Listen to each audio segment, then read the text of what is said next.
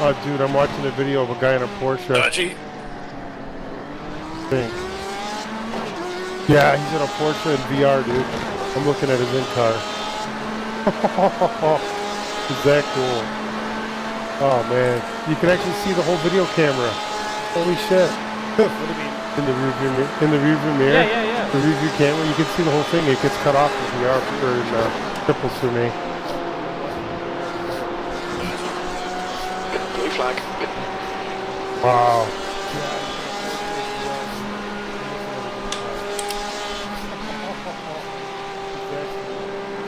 Damn, that's insane. Hey, Steve. Yeah. You know I've been streaming the whole time. I've seen yours before. The view is just amazing. I love it. It's insane. Holy cow. Oh.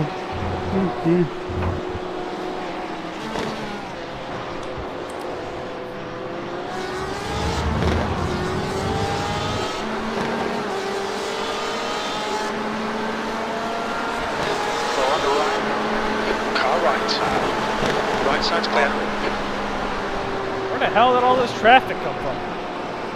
Yeah, I don't like any of it. That's because you're not in VR.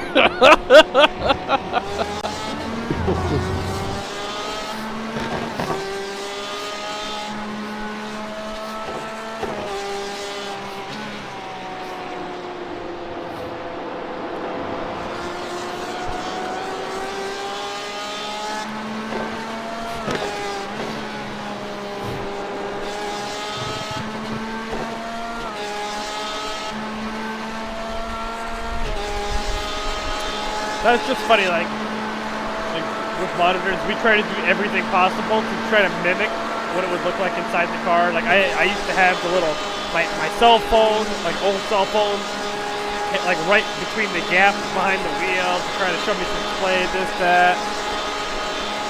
Monitors as far up as possible to get the best possible field of view, but then you just put in VR and it just simplifies all of that and does it way better.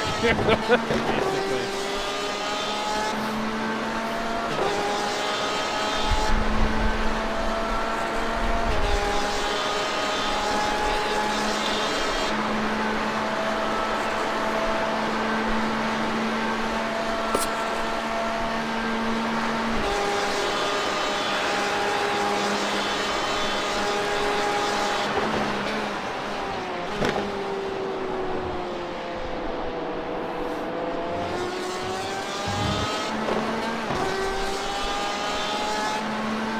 Alright, I think.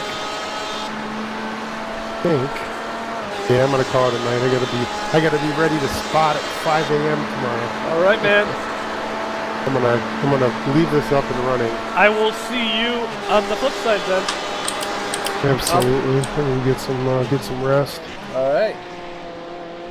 I will talk to you, I'm sure, tomorrow at some point. Indeed. I'll see you because I'll be exchanging with you most likely. Yes, yeah, I gotta be ready to go before 5 a.m., so that won't be a problem. Talk to you then. See.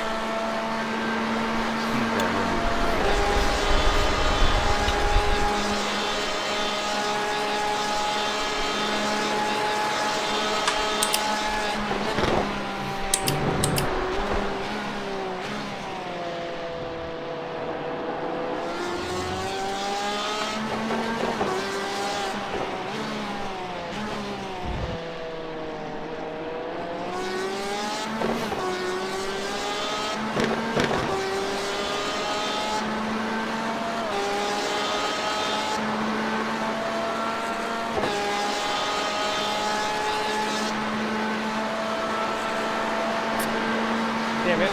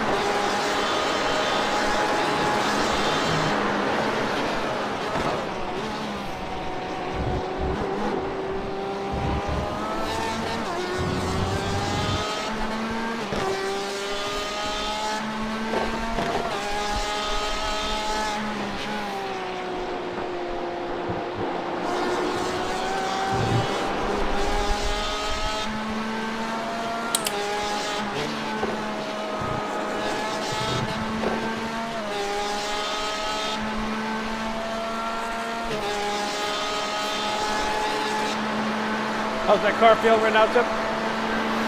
It's fine. Just down on top end.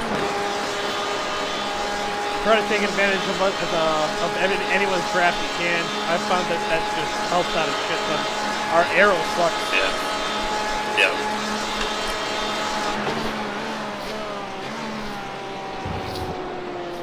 This guy that's in front of me, is this his pace, or is he fresh in the car or something? That's a good question. I'm not freaking sure. Because He's not particularly fast. I don't think he would know when Apex had been fucking smacked him in the face. Fair enough. I've seen a few of those.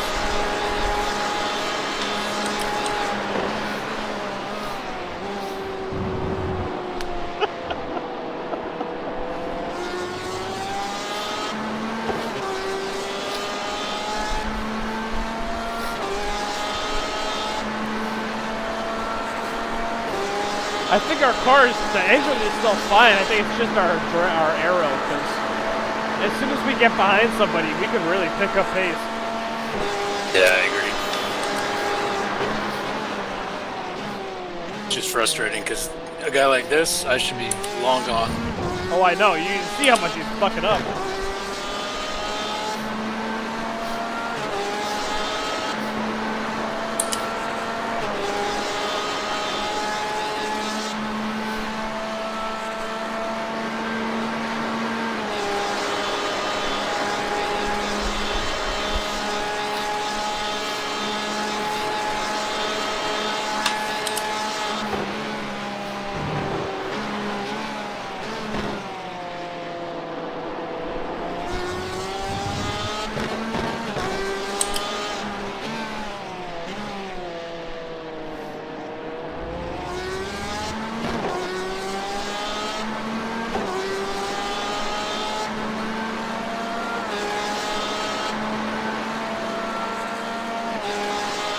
How's it going over there, guys?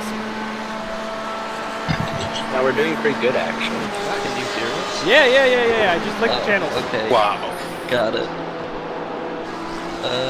Yeah, it's going all right. We're up to 8th. How'd that happen? We got a freebie because someone had died. Ah, nice. Okay.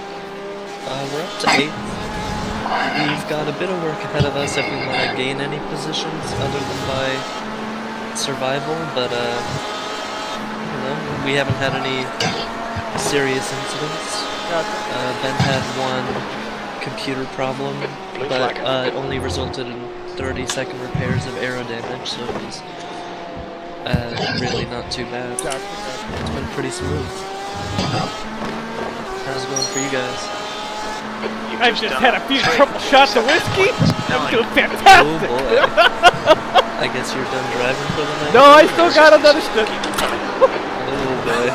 But Tim's doing his triple stint. He's on his second. Alrighty. In that, I got off my triple stint before that.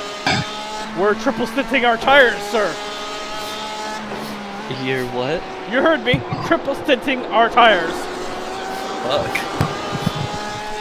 Our car is doing fantastic on tire wear, so like after triple stinting my tires, Yusuf, the worst I seen was 69. I mean, that's a win right there. Yeah. Honestly, that's about where we're at after triple stinting. Yeah? Okay. Yeah. Because we hit like 90 after the first one. Car right. 70s Clear after right, the clear. second one, so yeah, we're probably at like the 60s after the third, but we haven't had a full triple tire stint yet. I think right now David's doing the 3rd stint on these tires. Oh, nice. Oh, did he not change it? He said he did it one end. Oh, nice, okay. Then yeah. I mean, it makes so much sense. Like, we're not losing any pace on those tires at all. We're just ripping with those things. I'm starting to see a little light in the sky. Okay. Tim's getting a little frustrated with some of these drivers. I'm laughing my ass off. There was this one guy who was like fucking P15. He was so fucking retarded. Like the guy's lies were just all over the place. Our car has been down on speed since before we even got a green flag. So because I don't know if you heard our full story. Our engine got destroyed before we even got out of the pace lap. Of course. What happened? You know, I'm fucking cursed at Le Mans. Let's just put it that way. Apparently. Because this is the second fucking time I've gotten destroyed in a pace lap. Right, and we didn't get destroyed on a pace lap the year you weren't here. So it's me. But It's you. fuck you. I just don't get it. Why? I'm like, we're all there in a tight pack. Why do you jump me? Why? Oh, did they try to dive you again? What? We got into the last two chicanes, four chicanes. Yep. And instead of slowing down, because everybody's slowing down for chicanes, logically, this guy just stayed on the throttle and just ripped through me and pushed me into the next guy in front of me. So I got rear aero damage, front aero damage, and my engine was damaged. Yeah. So I'm driving, and my pace during the afternoon is 355, 350 to 353 once I get my tires warmed up and my fuel starts to get consumed. My pace after that hit was 404. Oh. And crap. on the straight, I mean, I couldn't even get this final gear. I couldn't get out of fifth gear. I was ready to fucking take something and poke my fucking eyes out because I could not bear to drive that piece of shit. But we were just like, okay, let's just like, just drive it to the end, and then we'll see what happens in the pits. The car gets repaired or whatever. There's like a minute of repairs or something. Tim gets in there, and you know, it picked up they repaired a little bit of the aero crap, but it was still slow as turd. Like he couldn't get onto sixth gear in the straight because it was just so underpowered. Yeah. At that point, I was just like, maybe, and this is just a thought here with an option, I could take the car, I could take out the engine in the pit stall, and then let them just do their thing, because this is not going to be fun to drive. Yeah. At that point, it was just, if we would have driven on that engine, we would have been, it was just too painful. Yeah. Well, anyways, they're just like, oh no, you know, we think it's the aero, so we kept going with it until finally the engine just went pop after 4 hours. Yeah. Of course. Ever since then when we got the engine repaired, like we were back to almost back to normal times. Dang.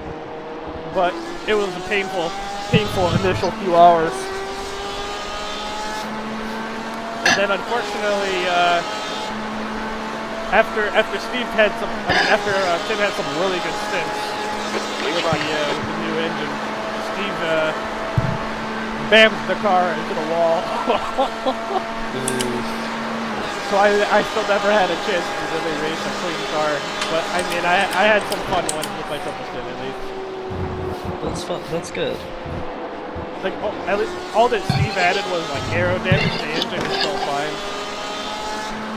but like we are a lot of laps down. I mean we had 45 minutes for the engine. Alone. We lost a lot of time for the 4 hours that we were racing while the car was under pace. And then Steve added an additional 25 minutes when he hit the wall. So overall, it's been, you know, we're down, but A rough one. Yeah. but as long as we could, but now at least the car still has the engine. As long as we get behind somebody and use borrow the aero, we got some things. It's just a matter of being able to stay in that grab. Yeah, for sure. But otherwise, it's kind of tough. I was just having fun hassling people with a fucking half-assed car. And knowing that even though they're fucking way up in the order, I can still fucking pass them.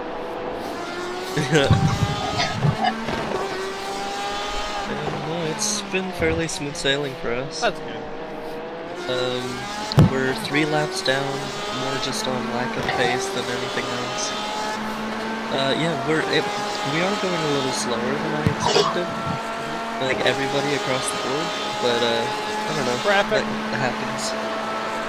I mean, even accounting for traffic, we're just not quite hitting our numbers. Okay. But yeah, I don't know. Like my stint, I could feel that I had a good another like 2 seconds of pace that I just couldn't get because I was too. I got unsettled at the start because my audio wasn't right and I was trying to get it right, and it just like when you jump in when you're not feeling totally set, it just kind of screws you up. And I couldn't get my shit together.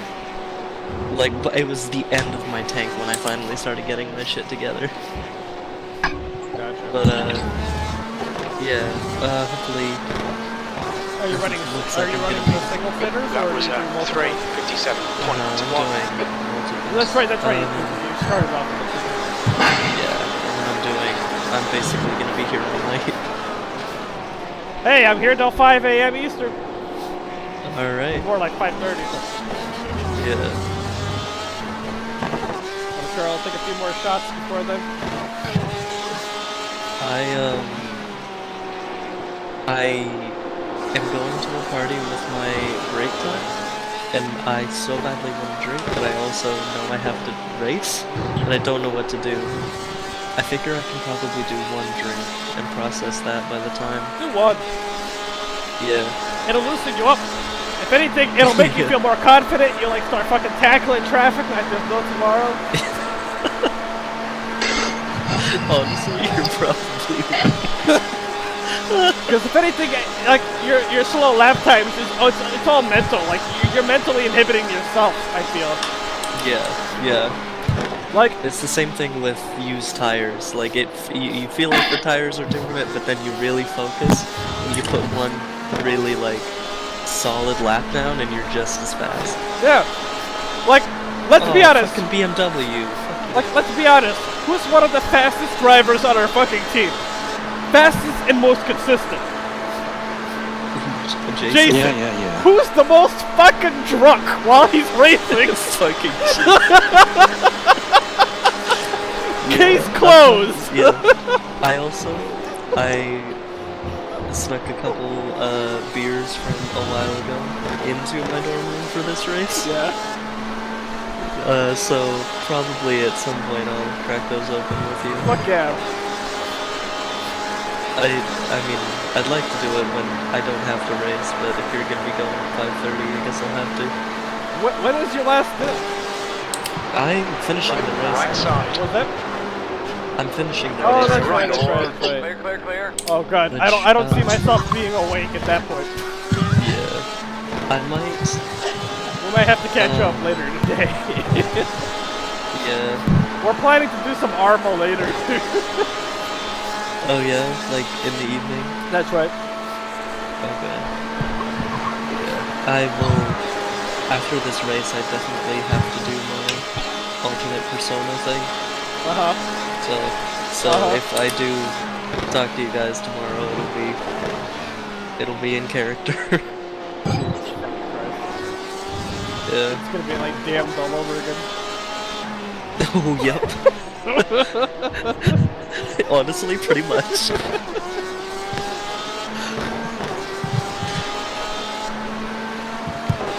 It looks like queer British ghosts.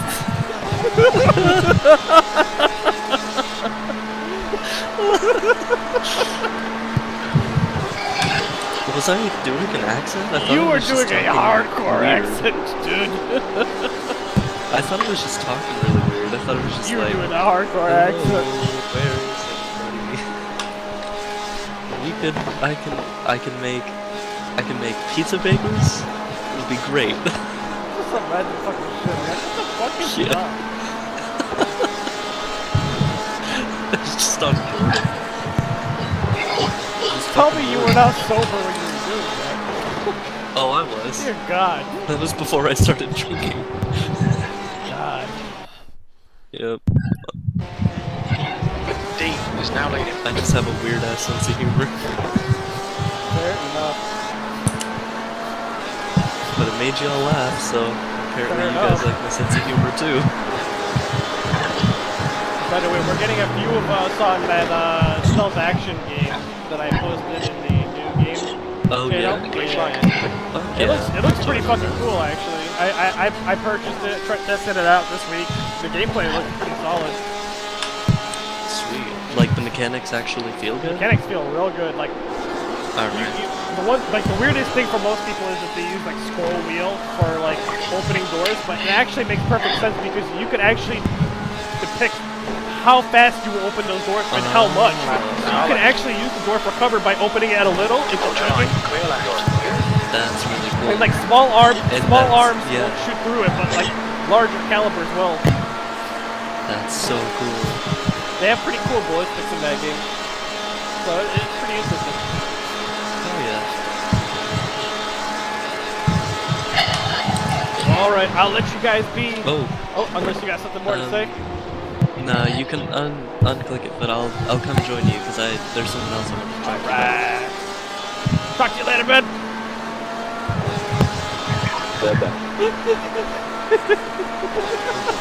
Ben's probably like, this is fucking awesome rocker.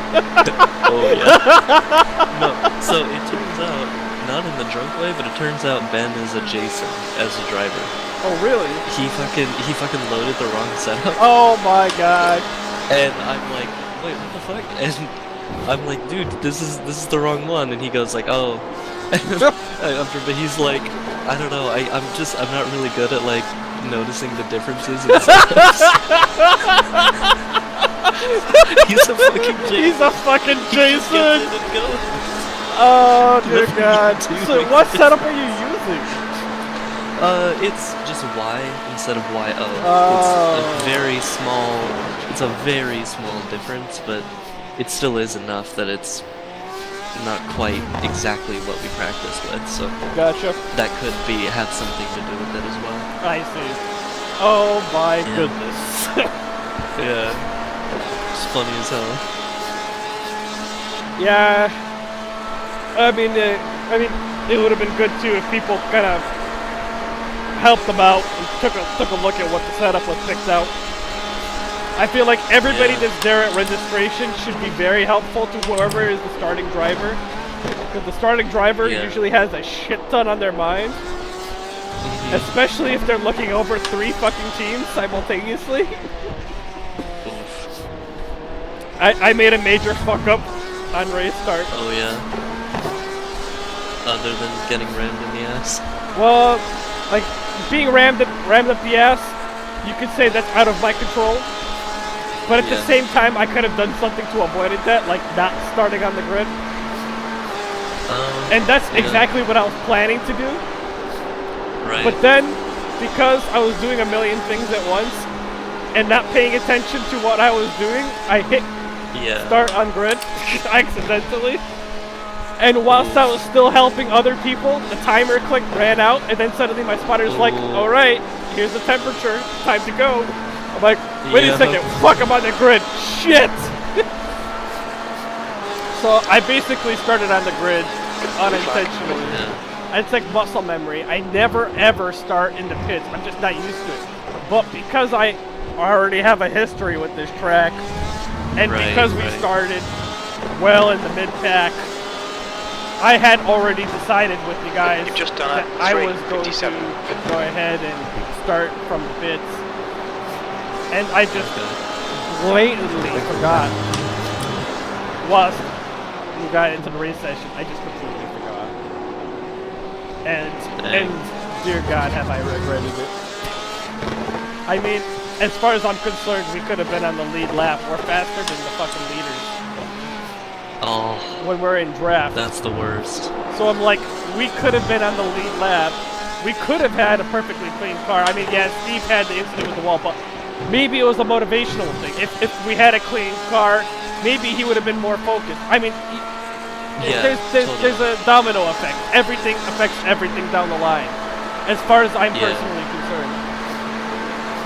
We went fucking, 23 and a half hours in Daytona without a fucking incident. on the car. It was just like we could have had a similar sort of race. 11 hours of Sebring. What was that?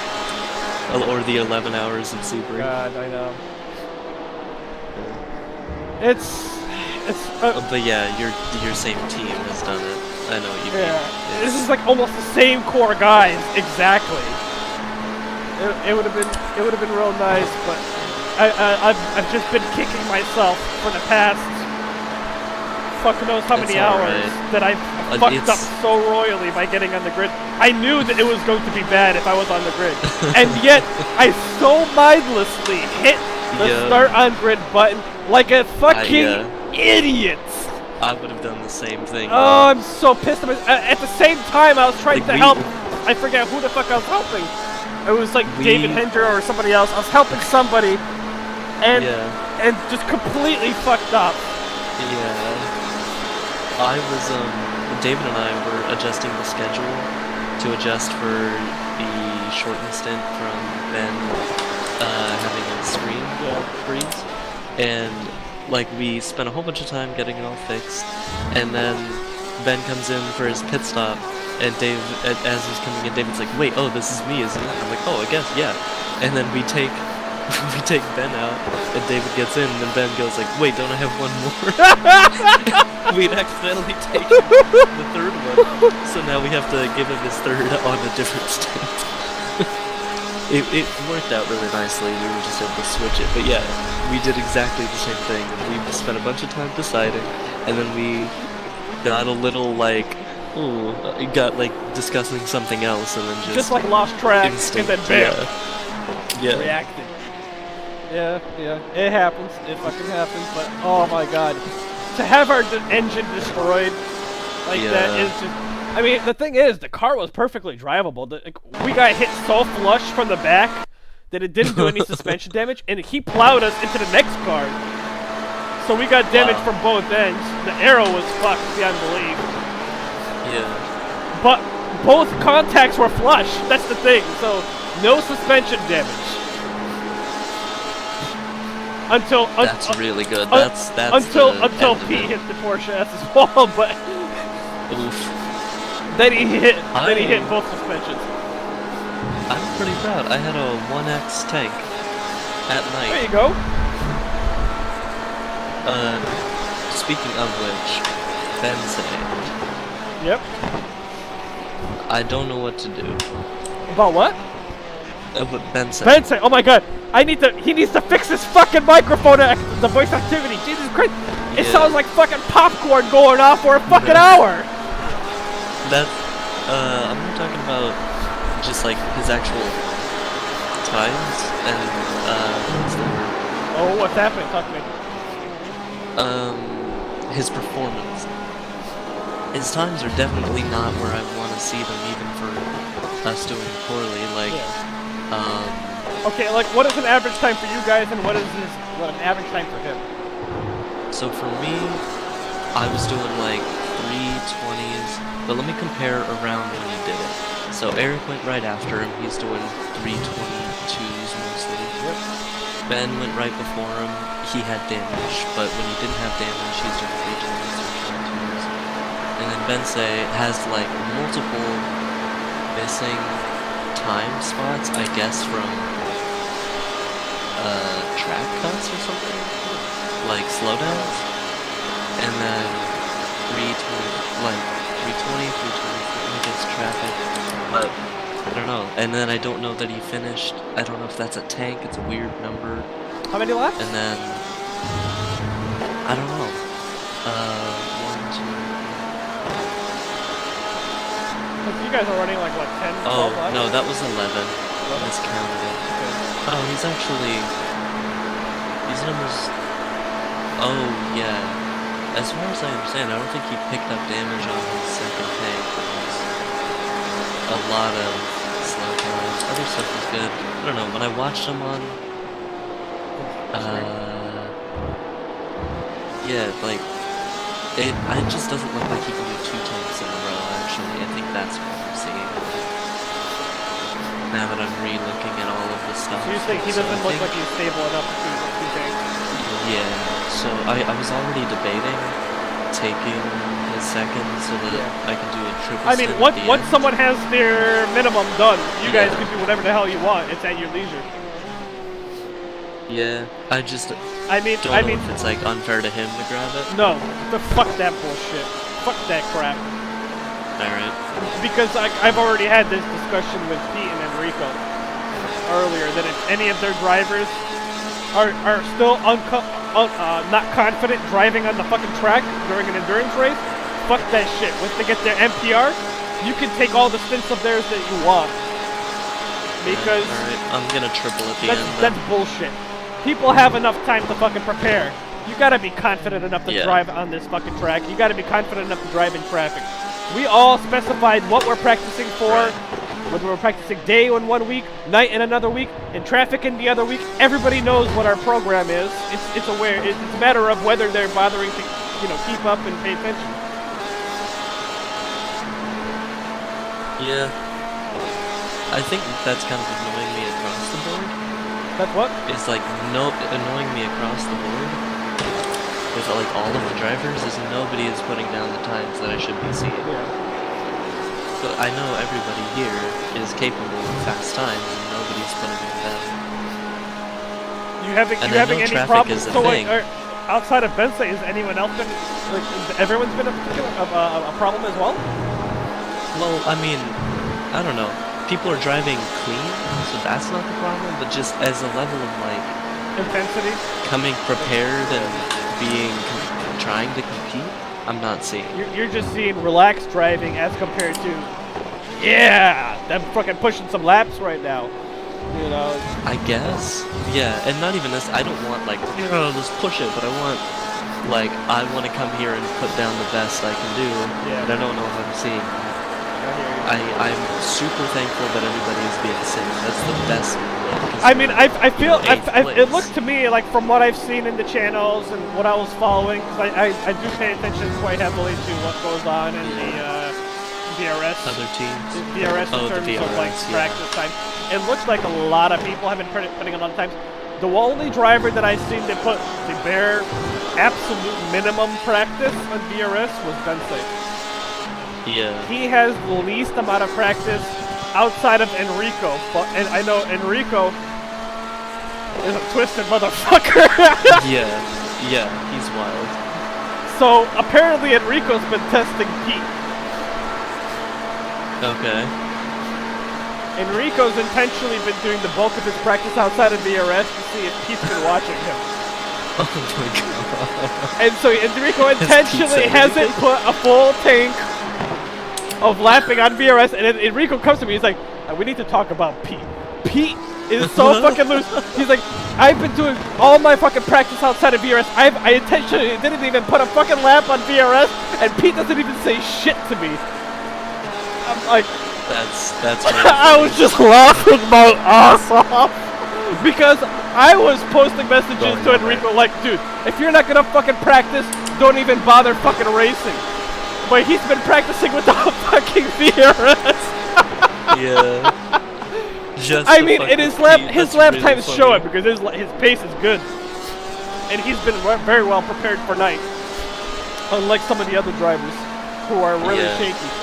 We know it. That was another but thing. that's the thing. Like I told him, like Pete's probably not keeping an eye on you because he trusts you. He knows that we have the same idea for practice in general.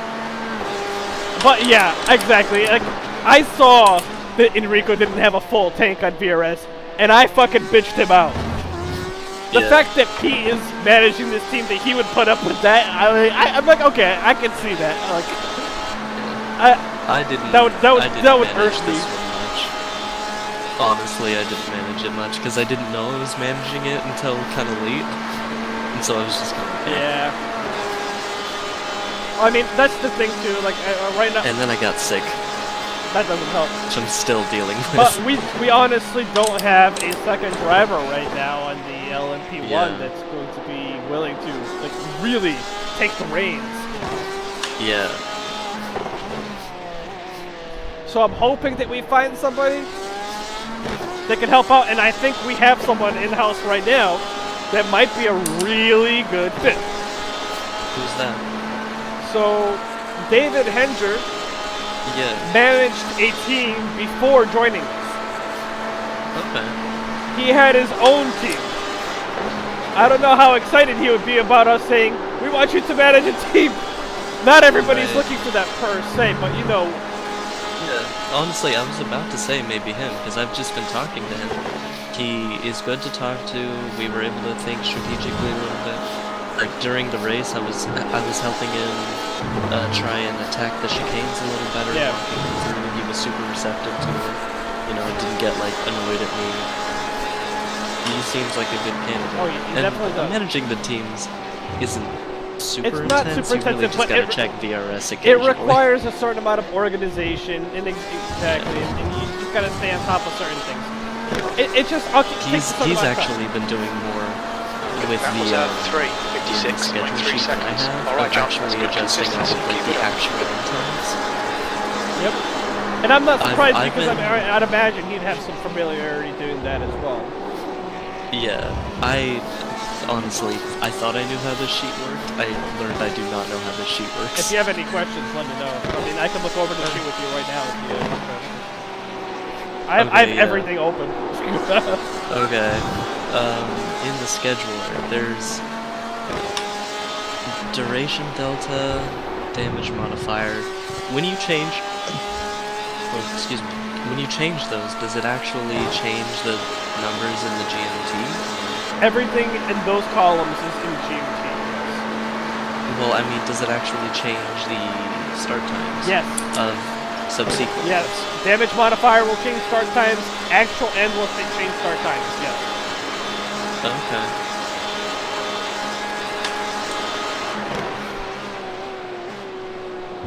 And like when you even do an alteration in the damage modifier, you'll see that it carries over that damage modifier all the way to the bottom. So you have to update it when you have a new update in terms of your delta after a repair.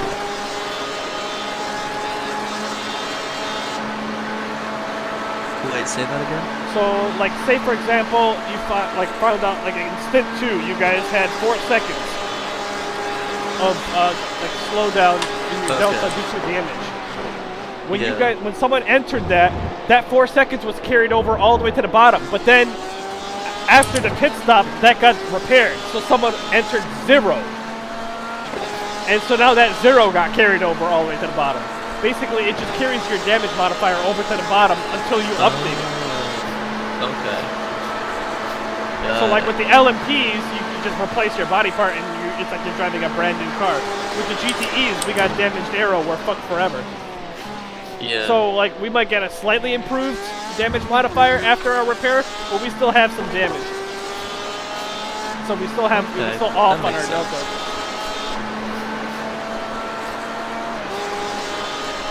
No, but yeah, I think David. Yeah, I figured the rest of it out. That was just. Yeah. Oh, and then factor, whatever the hell that is. Which one? AC. Column AC. Blue flag. Oh, factor? I don't think that you have to edit that. That's something that's calculated. That's a per driver pace factor. That is calculated based off of everybody's lap times, or average lap times, for a full stint at 40C. That's I plugged all of those in based off of what you guys done in I DRS. do remember that. That's the way I do this. Yeah. I guess I didn't do well. Yeah, I think you plugged it in before I did my better stints. So I should have gone in and changed that. No, I put everything in here according to 40C, and then the time of day factors make adjustments based off of what time of day it is. But it's best to keep everything comparative, keep everything at everyone's times at 40C, because then you can actually accurately compare one driver to another. How do you set specifically 40-degree track time? I mean, that's where we had our practices. That's where the official practices were. No, but how do you set it? Because I can only find how to change the air temp. Oh, no, it is based off of the air temp. 70 degrees Fahrenheit or 21 degrees Celsius air was giving us 40 degrees Celsius track temp with the sun out.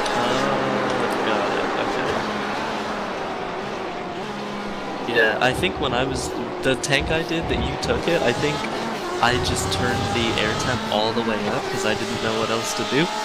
So I was on like boiling hot track. Yeah. Just trying. Like you might not have had a 40-degree C, but I had to take something that was closest to it, basically. Yeah, but I mean that's how I. Speaking of which, though, that race I did, because of all the practice I did in the heat, I fucking kicked its ass. Yep. But nobody could even fucking touch me. What the was entire your race. iRating or your car number?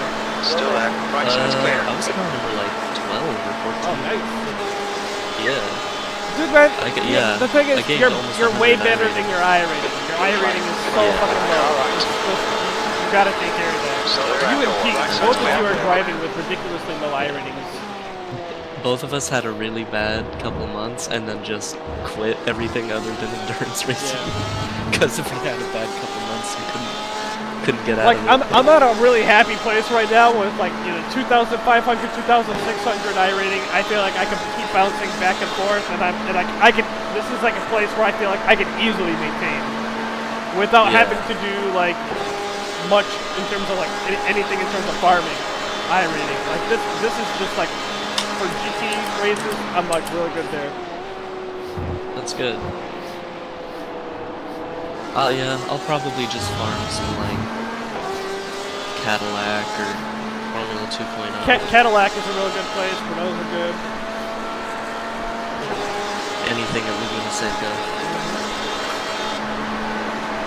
A certain IMSA. And especially if you find series a races. track car combo in a particular week, just spam it. Spam it like it's going out of fashion. Yeah. I was worried I was gonna be doing that with incident points here again. With what? Incident points? Because I remember at Sebring I collected incident points like they were going out of fucking style. Well, you came in with like 12 hours of practice before the race. Jesus That's Christ. enough. I should have been ready. It's no excuse. I know Sebring. I can prep for a race pretty quick. Like every time I turn on the screen, Yusuf's spinning out again. You know what though? I kept that car clean. That was my goal. Which is why I'm so mad about that. Until the frickin- Porsche came in That the way. thing was not my fault.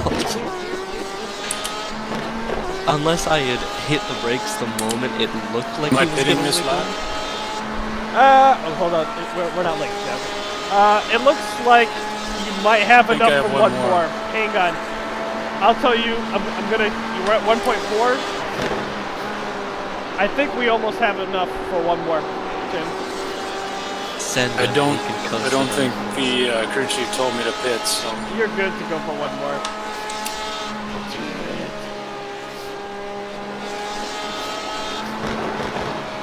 and I'm staying in, right? I You got one more. Unless you want me to Okay. go in. No, I'm fine. I just He's like, lost- no, you drunk ass lost bitch. count. What was that? He's like, no, you drunk ass bitch, don't get in this car. He had to fight me to get me out of the car. Jesus. When I was done. Yeah, we got lots. What was that? We got lots of fuel. Oh, plenty of An fuel. extra liter. Plenty of liters.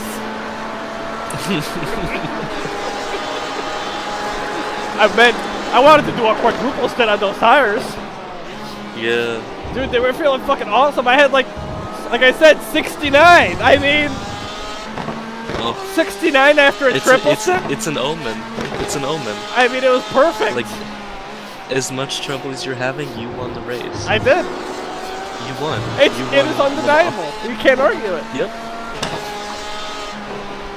Number 1 is not the number of champions. It's number 69. It's all about 69. Have you heard there's this fucking song called I-69? Like the Interstate 69? Yeah, I think so. Oh my god, it's so funny. It's a really good song too, but it's funny as hell.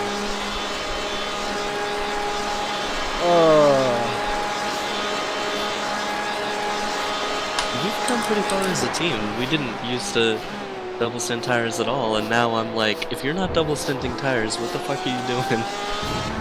And see, it's funny you say that because I'd say we regressed as a team. In what? I remember when we used to double stint tires all the time, and people wouldn't bitch about it. Oh, true. Yeah. There was a point where we'd do it, no problem, and then we And then we got beat.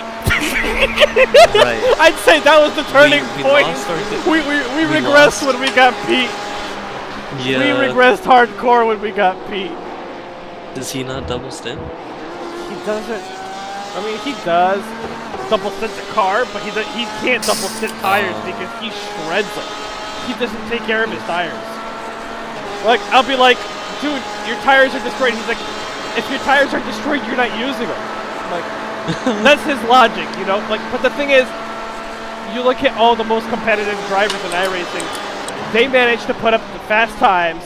They manage to, on top of that, save fuel, but not by turning a fuel mix knob, but by actually lifting and coasting in the right places, mind you. Yeah. And they're saving their tires. They're like the ultimate triple threat. And we're having a hard time doing that right now, especially if people are very closed-minded to doing such things. I myself, I'm capable of fuel saving like a motherfucker, but I'm trying to get to the point where I can fuel save and add more pace, and I'm trying to add more pace with it. Pete's like the polar fucking opposite. Pitting. Make sure you pit it, buddy. But Pete's the just complete polar opposite, where he just destroys his tires, burns the snot out of his fuel. I mean, he gets great pace, but, you know, there's people who make that same exact pace and are getting the best of what both of us are doing. And I'm trying to get us more and more to that point where we can meet and do all of that. Yeah. But I mean, first it takes being able to go fast. that's the important thing, yeah. And then trying to find those compromises while still having the same pace. But I mean, it's not easy.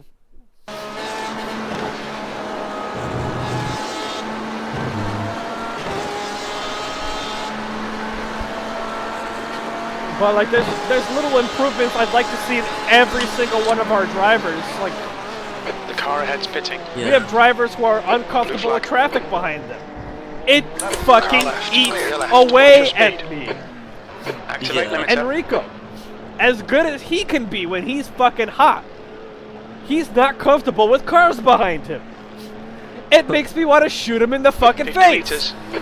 Tell him to drive prototypes then. There's never cars behind you.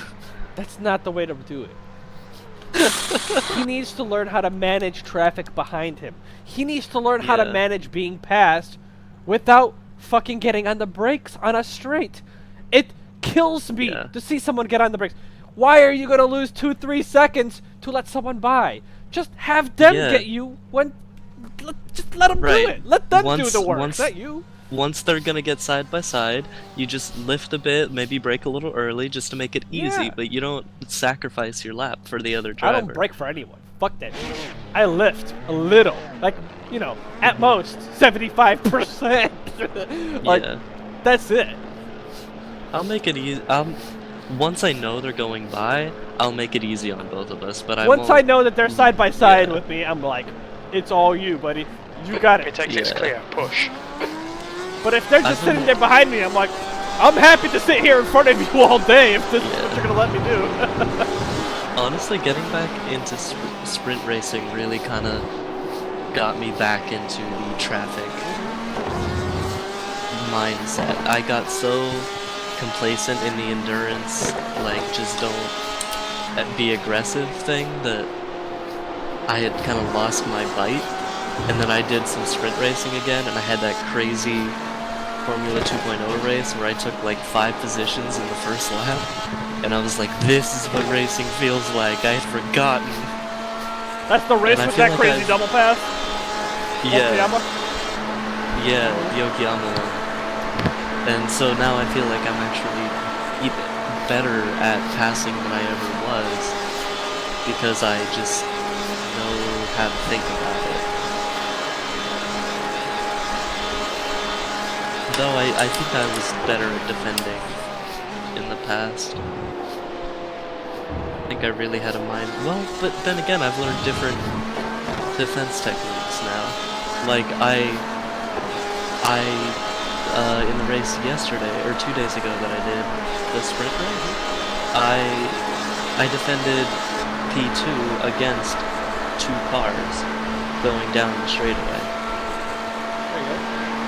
Like, neither one of them was able to get back by me after I had passed them, because I knew what the fuck I was doing. And it's not like I was swerving, it's not like I was cutting them off. All I did was defend the inside, they gave up, and then once we were at the end of the straight, I went back to the outside and took the corner.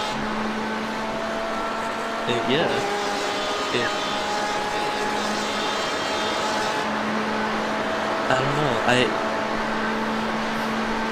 maybe we really gotta force more traffic practice sessions. I think traffic is more important than most other things we've been doing. I think people need to learn the track earlier, and then we just gotta fucking drill traffic and just traffic management. I mean, Enrico's not the only driver that I'm annoyed with in terms of dealing with traffic. David could use a little work with how he does his passes. Like, I think he gets a little overzealous trying to go past GTEs in, like, heading towards corners. And I've had to kind of be like, yeah, if you're gonna sacrifice, you know, the next portion of the lap just to get by them here, it's not worth it. Sit behind them. Yeah. You know? But that's, again, a learning thing, and it's a learning thing for all of us. And it's... I mean, you know, there's the exact polar end of the spectrum where someone's just, like, exactly overzealous and, like, fucking, you know, if they fuck off the car, themselves, other people, whatever. Yeah. But I mean... Well, not that he wasn't that crazy, but it was just, like, overzealous with his boost is more what I mean. Like, he would... He would use the boost, and even when he used it on the spot, I might not if he used more than he needed to get the pass to happen, and you would see him, you would see him overshoot what he was trying to do, and it would slow the rest of it down, and so kind of had to, but, you know, that's another check to him. If I was able to talk to him about that, and he was like, okay, yeah, I know what you're talking about. Ooh, the sun's starting to come up. It's happening. Well, I mean, with the LMP, I can understand, like, the LMP by far is the most challenging of the 3 to prepare for. Which is why... Yeah, this thing is a lot. But then, like, that's why I'm, like, really proud in general of... You look at the amount of activity on Discord, VRS, all that, like, the guys that genuinely seem to be practicing their asses off. Yeah, for sure. Even some drivers that I may have even questioned their practice etiquette in the past, they seem to have pulled through very heavily. Andre, for instance.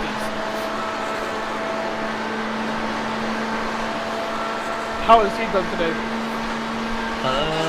I don't know. Based on his times, he looked good.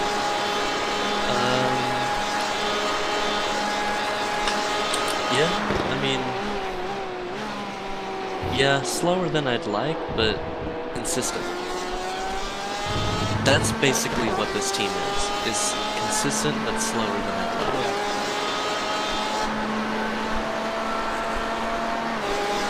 Well, most of these drivers we have in there, they're not like dedicated prototype drivers. Right. Most of these drivers are coming from like GTE. You and Ben. I'm our only prototype driver. Ben too, yeah. But I mean, he's. Well, I don't know. Maybe there is value to his strategy, but he doesn't even do the manual boost at Le Mans. Yeah, he does just the button. And I feel like he could probably gain so much pace if he did the button. Yeah, if you're gonna do the LMP1, you gotta be willing to take on all of the fucking button juggling. That'd be a multitasking demon. Yeah, which I've learned to be. Don't talk to me while I'm doing it. Yeah, so that's just one more task that you can't handle. It's like I can have conversations about what I'm thinking about, kinda. You know what I mean? Like I can be in the race, I can be doing all the processes and thinking about the race and ask questions. Like the whole time, a lot of while I was driving, it was like asking my fucking crew chief questions the whole time, just trying to think stuff through. I can do that, but I can't have off-topic conversations with it.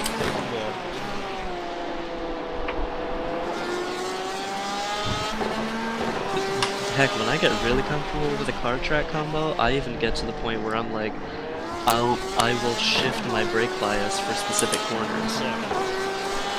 You know who's really good at that? Hmm. Probably the best on our team for that sort of thing? Anjay. Really? Anjay is like a wizard at like, he'll be playing with the fuel mix, the boost, the brake bias. You told me about that. He loves it. And then he'll say he wants everybody talking to him at the same time. Yeah. He loves multitasking.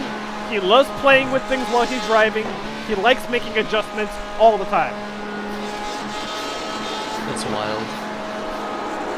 When we were racing the 6-hour Moz race for the endurance series and the GTE, like he was the one who was changing his fuel mix depending on where he was on the track. Dang.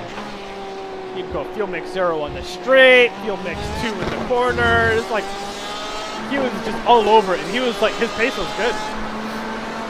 Yeah. He was almost matching Donnie, Pretty consistent. who wasn't playing with this fuel mix, and he just had pure raw speed.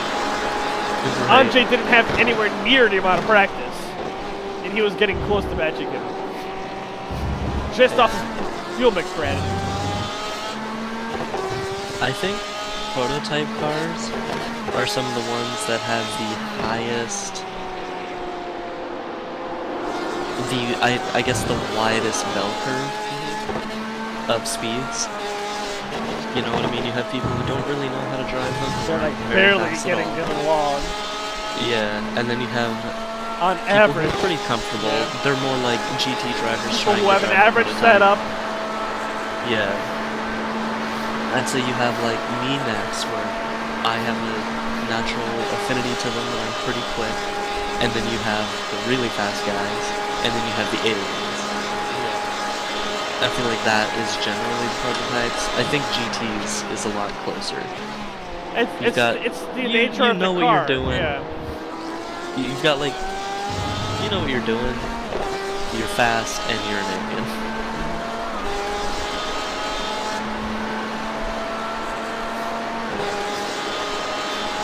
It's funny though, I feel way more confident in my ability to get faster in a prototype than in a GT.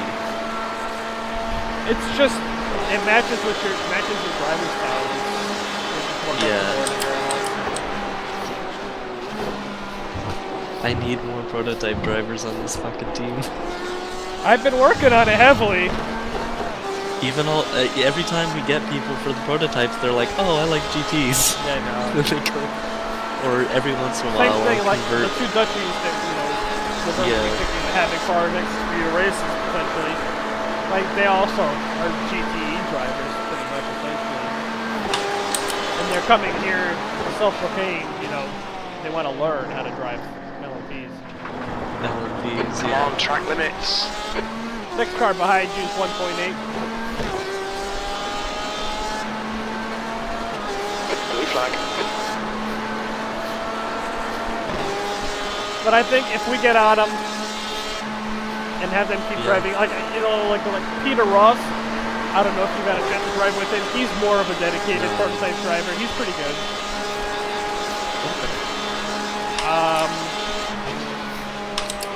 Andrew is pretty good. He raced with you guys at Sebring 12 Hour.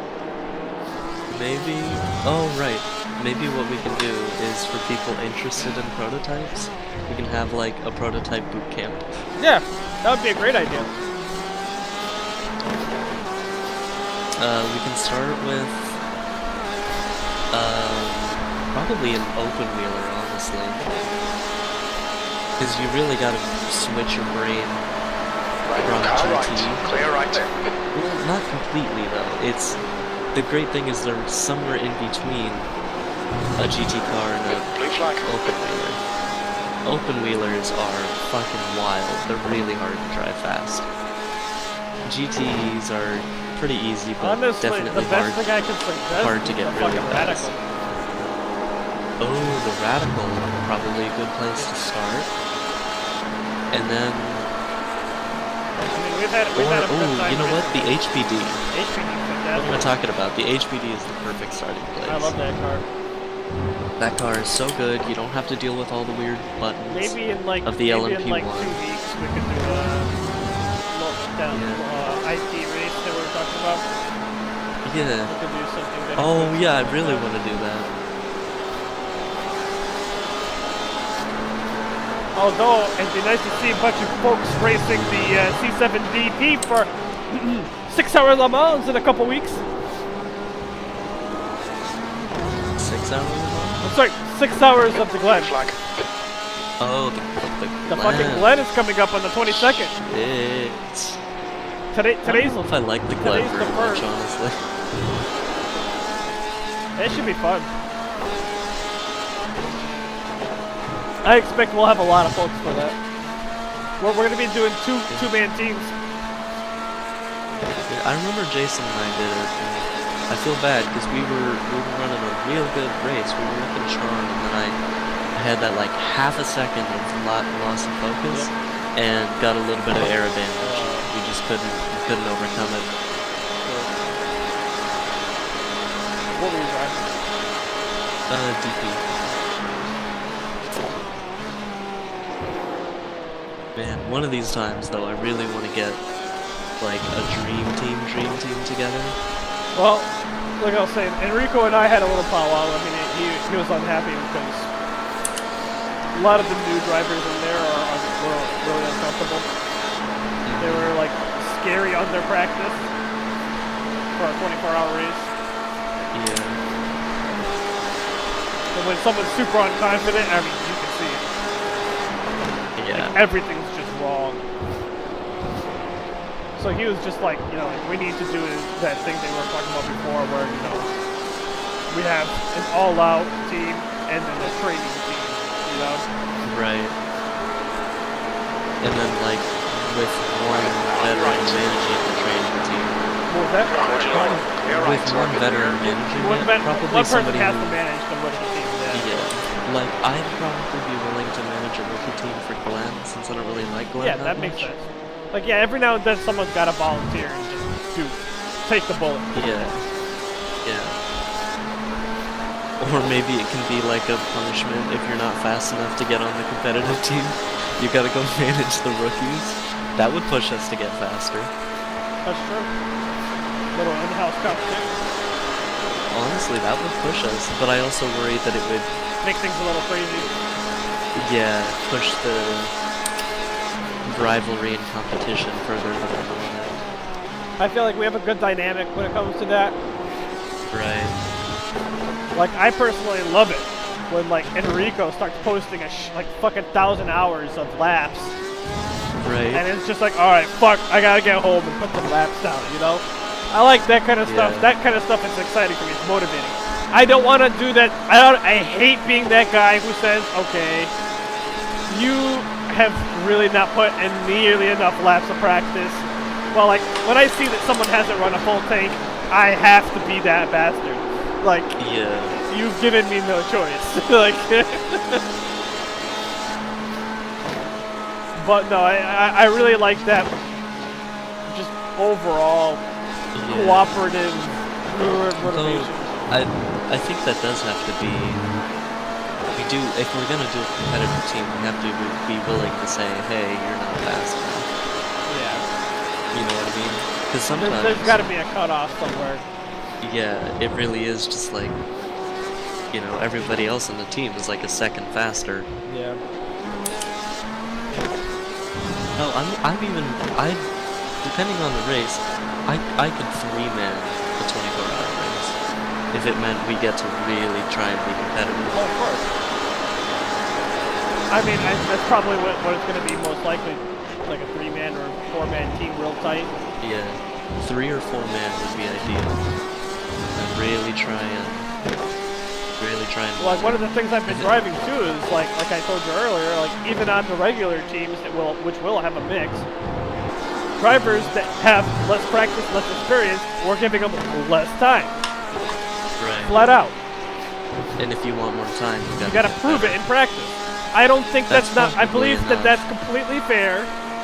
Yeah. And I think it's enough incentive without any like in-house competition. You did bare minimum practice, you're getting bare minimum driving time. That's, you know.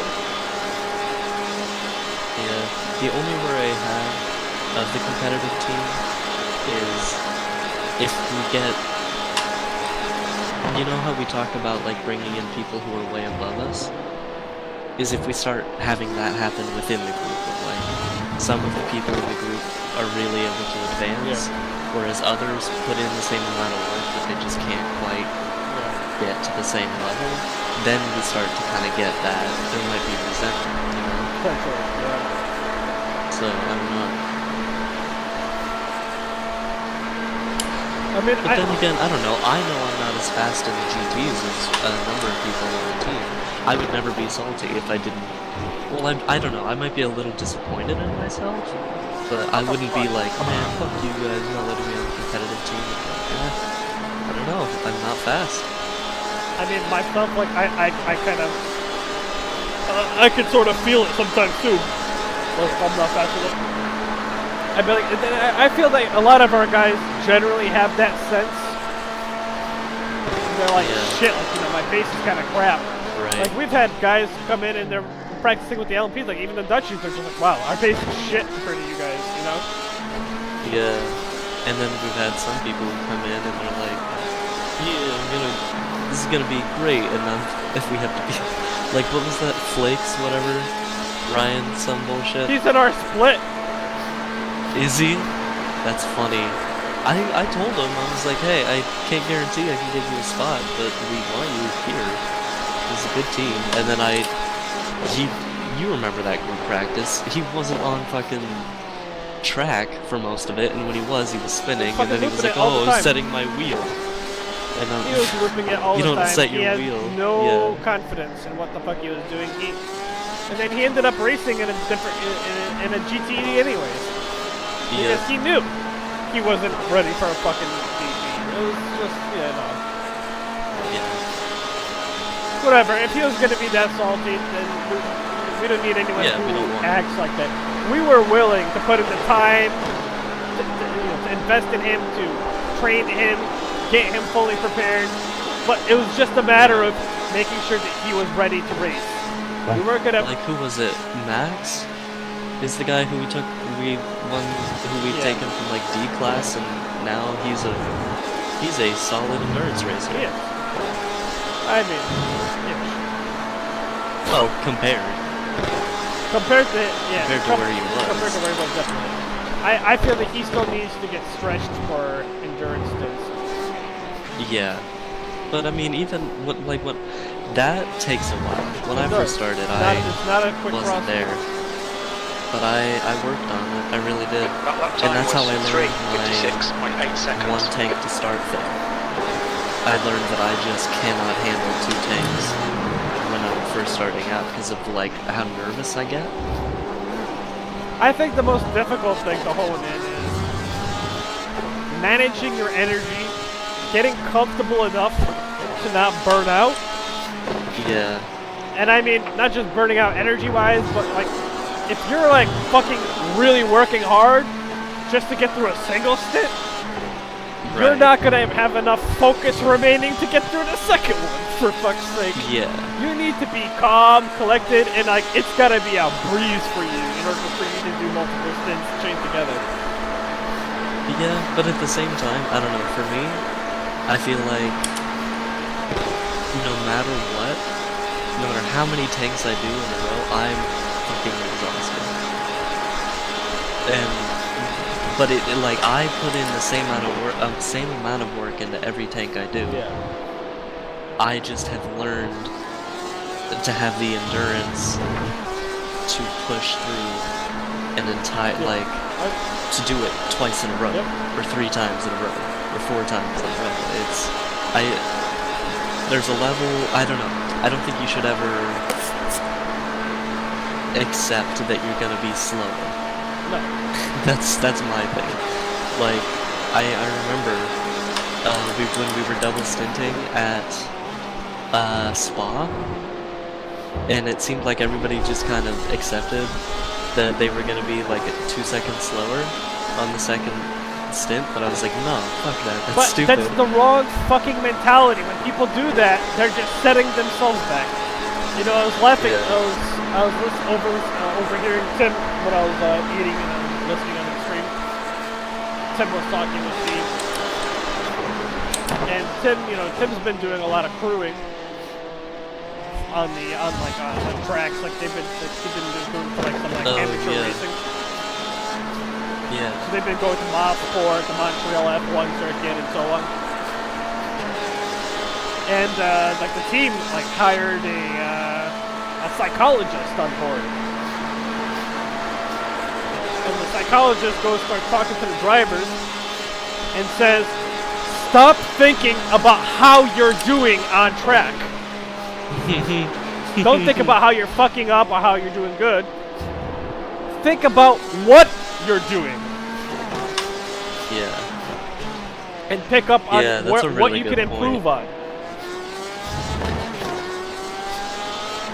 And that made, you know, I mean, logically it makes sense, but there's so many people who get trapped in that mindset of just, shit, I'm doing shit, I don't want to fuck up, I better not fuck up, I fucked up. You know, it's like a self-fulfilling prophecy over and over again, you know? Yeah. Which I'll admit I'm bad about that. That's a hard one for me. You wear your emotions on your sleeves. Like you fall into that trap easily. You gotta hone that in a little. Yeah, which I did this time. Like I was pretty vocal about that I was like mad at myself for how shit I was doing, but I was keeping my shit together. My shit tank was better than most of these guys in the tanks. Yeah. You know, it was that sort of thing. Like, I ran a really solid tank in reality, but I knew that for what I can do, it was really shit. I was really upset with myself about it.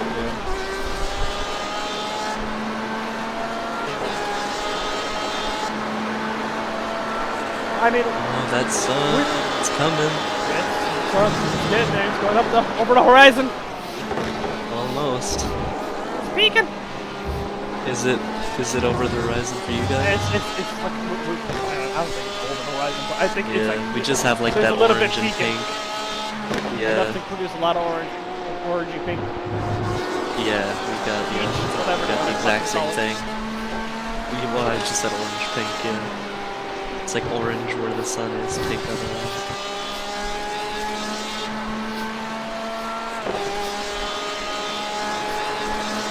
Well, overall, I like a lot of the drivers that we have. Yeah, me too. I think this is a good group. I want to see us grow together as a group. Everybody's got room for improvement. I'd like to see it happen. I would still like to come back to... I'd like to be able to close recruitment and just work within the team for a while. I agree. I do like the idea of having, hopefully, a sister team within the two classes. Like, if we could field 4 cars for each race, I'd like to sit on that for a while. We were so close to doing that in this race, but I felt like it would have been pushing it. We just don't have 2 LMP guys to manage. Yeah. I think that will change. Yeah, let's work with David Hendry. Let's see how he does on the next race. Exactly. Let him do the next race. If that goes well, we can talk to him and see if he's, you know, interested in sticking around with us long term.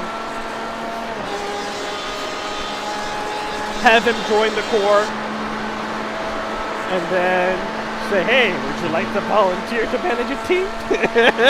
Yeah. Also, a thought could be putting people together, like getting people who get along well, like groups of 4, and then just saying, these are your teams.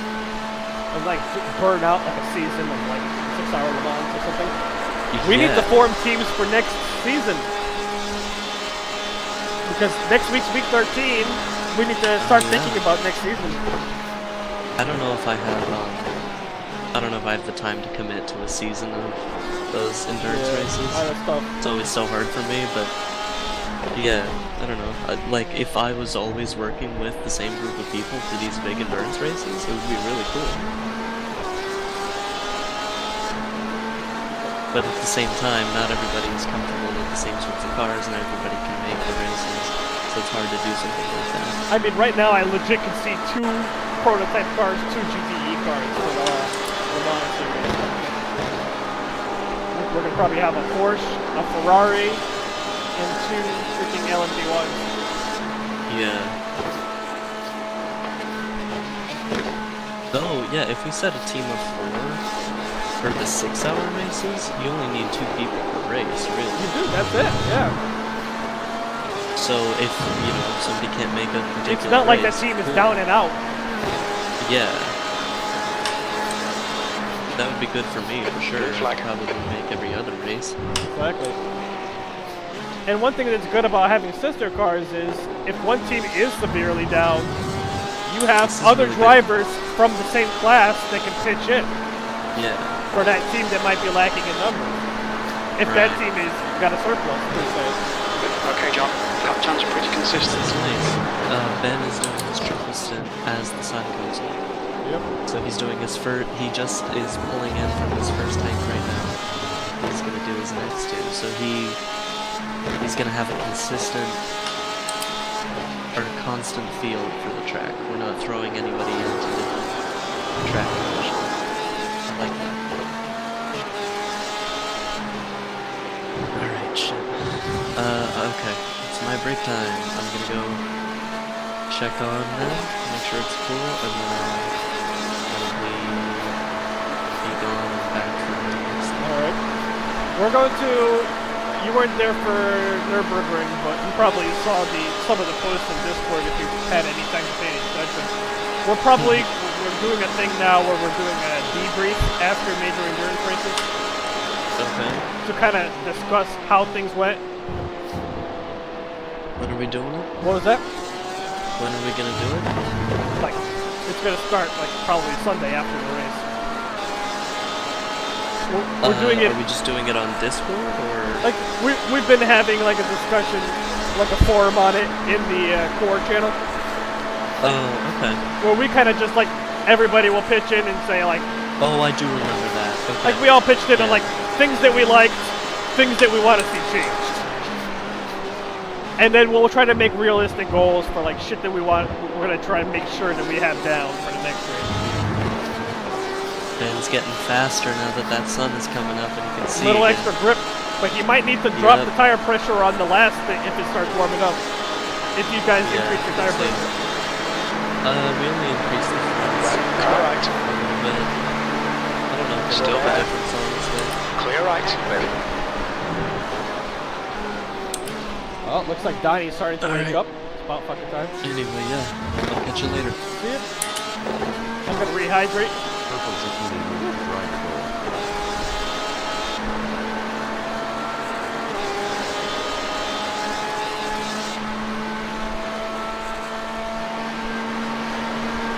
Got about 6 laps in the tank, bud. Okay. How you feeling? Not bad. Car feels pretty good on those tires, huh? Yeah, it's just slow though.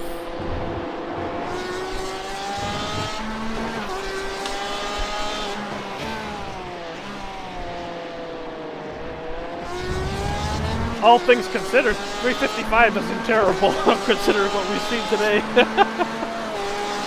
Yeah.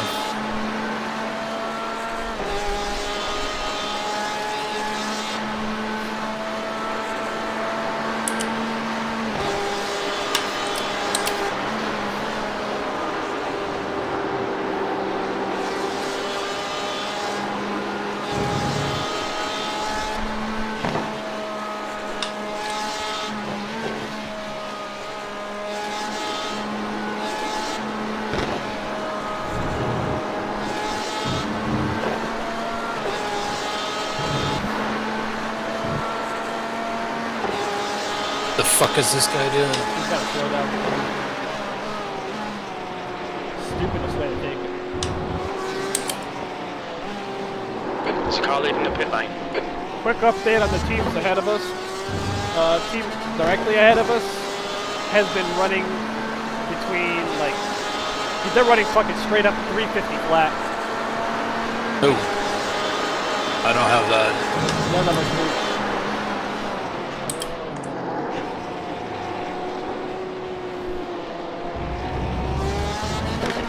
IPM Red is running 358 right now.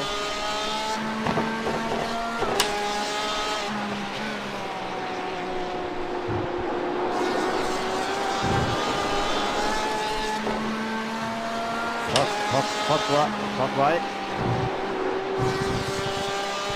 And just keep doing what you're doing. We're still like on pace, catching with Red, but those guys in front of us are just taking off.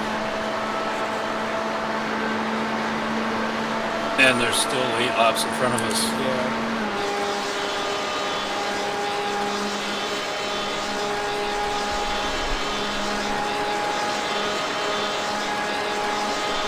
Well, Donnie should be here pretty soon.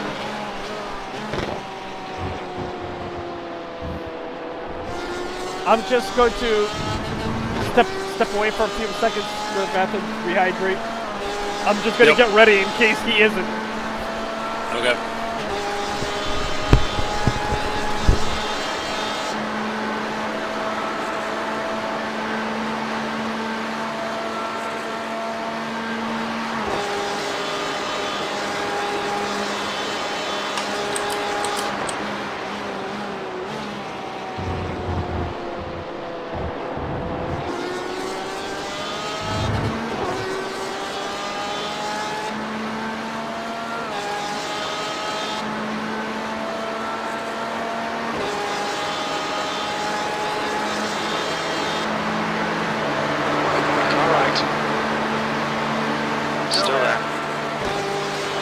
Clear.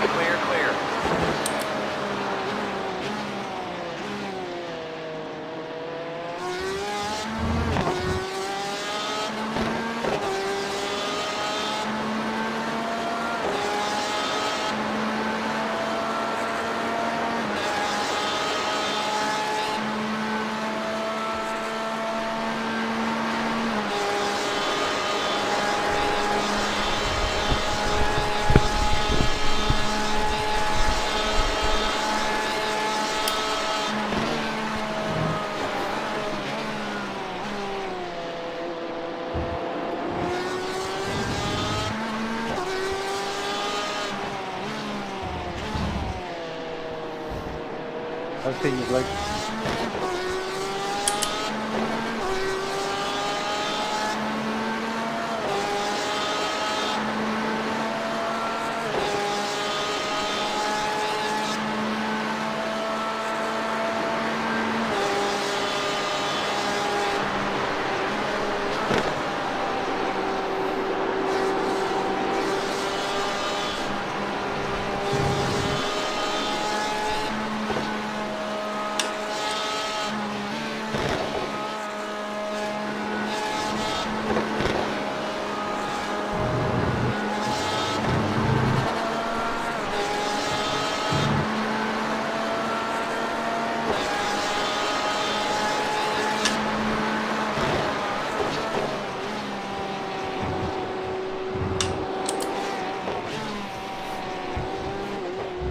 Five more to go this time around.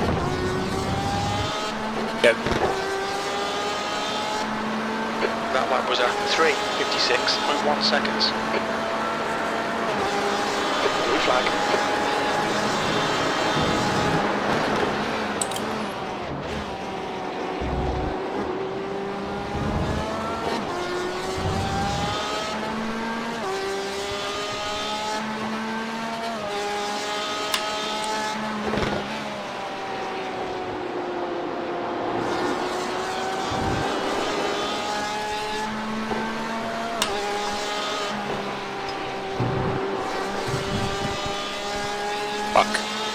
Back to the rhythm. Do your thing.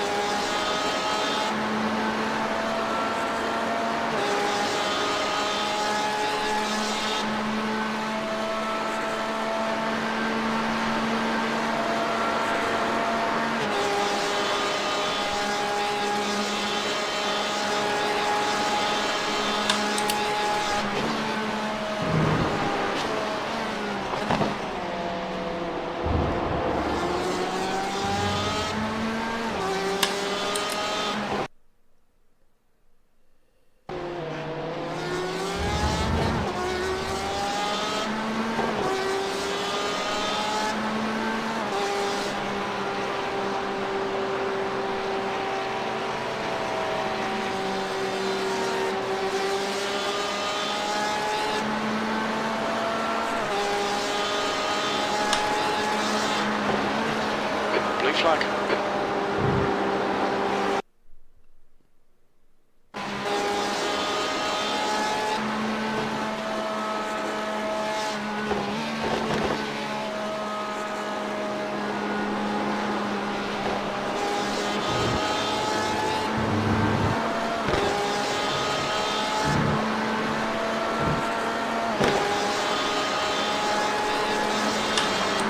Blue flag.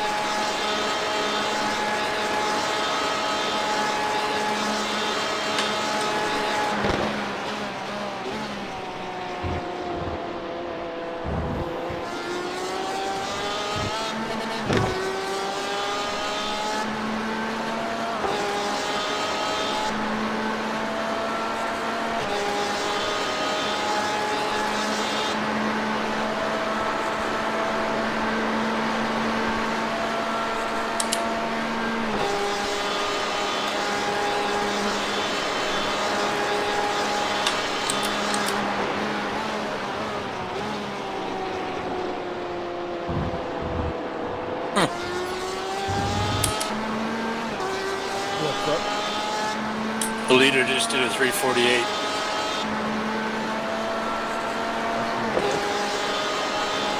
It's fucking depressing.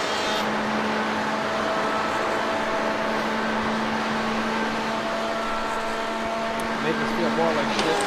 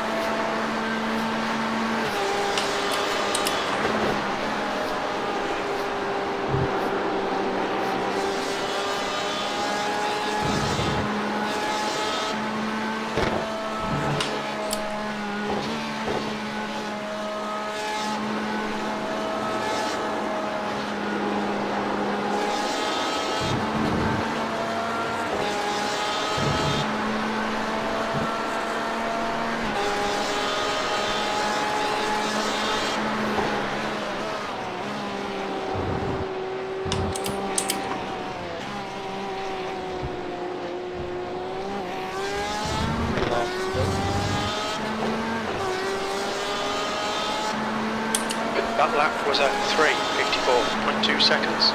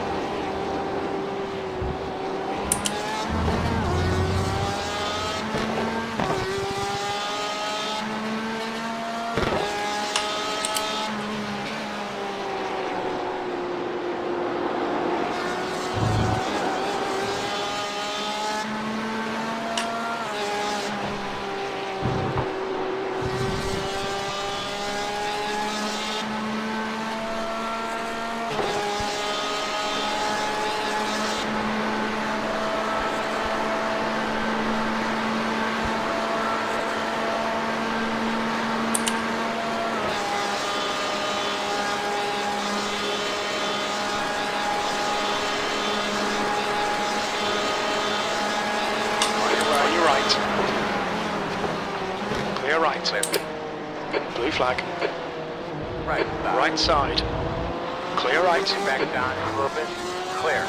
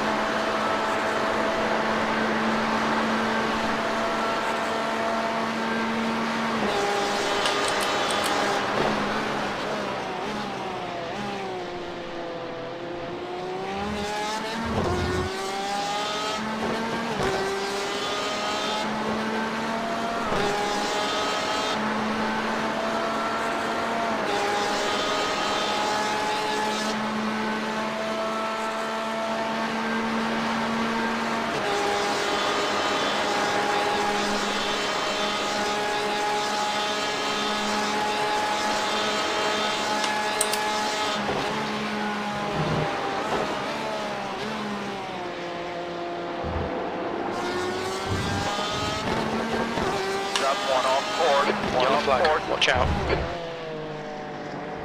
Watch the car.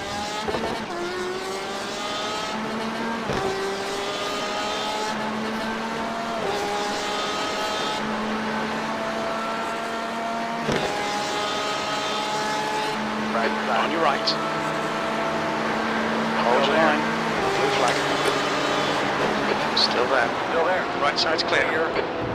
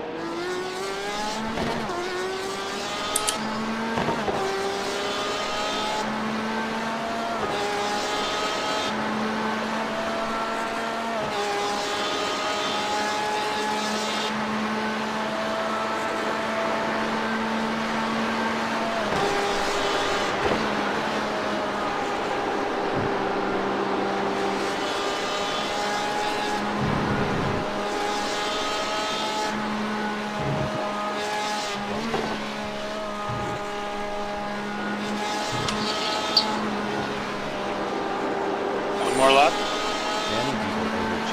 One lap to go. Hey there, Donnie. How's it going?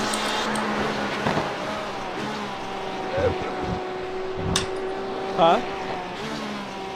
I thought I was an hour later.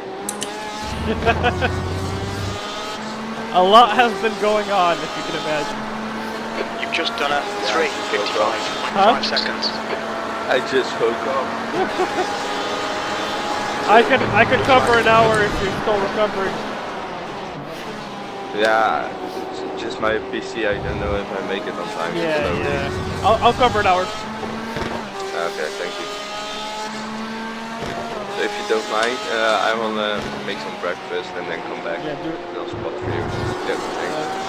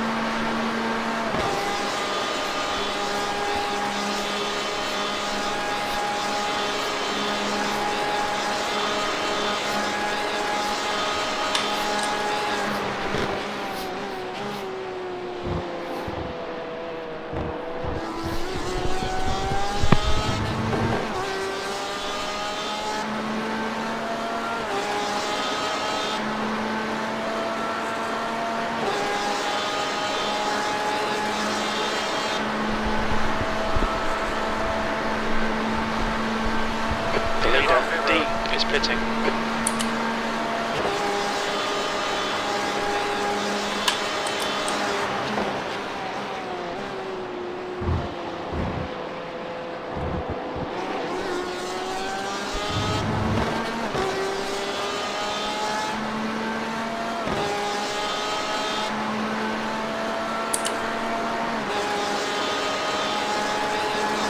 Leader pit road.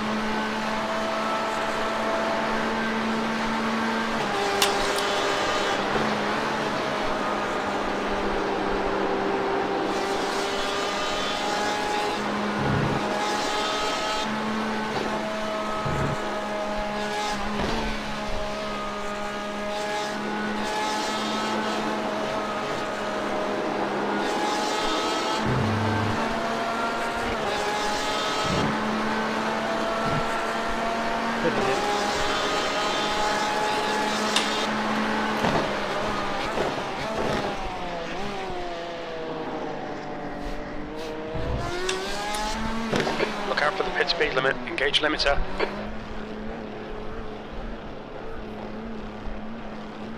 Nice. Oh wow, the track is 100 fast. meters. Yeah, it started. Just The heat. not enough 50 speed in the meters. car. There's a little heat getting on there finally. Nice fucking step.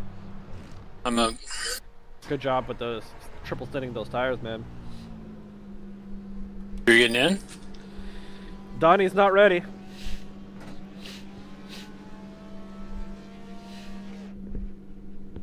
He's making breakfast and literally just woke up.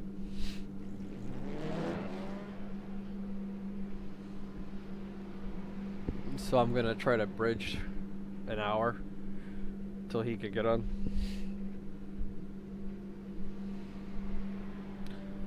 Why were you planning to do a fourth? I feel like I should be having breakfast right now. The sun just came out. It kind of fucks with you, doesn't it?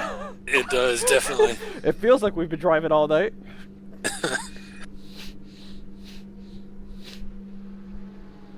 Nah, nice. Oh nice man, job. that was You hardly wore those tires out at all. bad. 73. Yeah, the track is just fast right now, man. We just need a tiny bit more speed. I'm gonna try to fight a tow. Motor's still on. Disengage it. There's traffic behind Yeah, you. even when I had tow, I couldn't hang on to it. Flag. It helped. Like, there's definitely a difference. Clear left. Car left. Just can't stick with it. Clear left. Clear.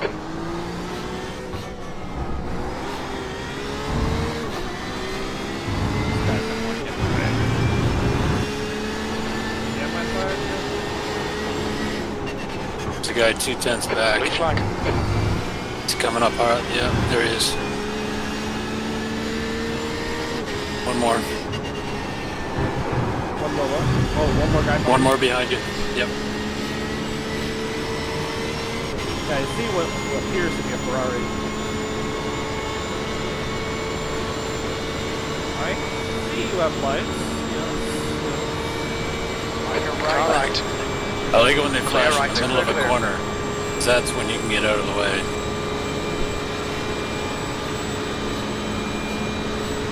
Now, I was anticipating Donnie would be in the car at this point. Yeah. This will be good. I should hopefully have a relaxed single spinner here.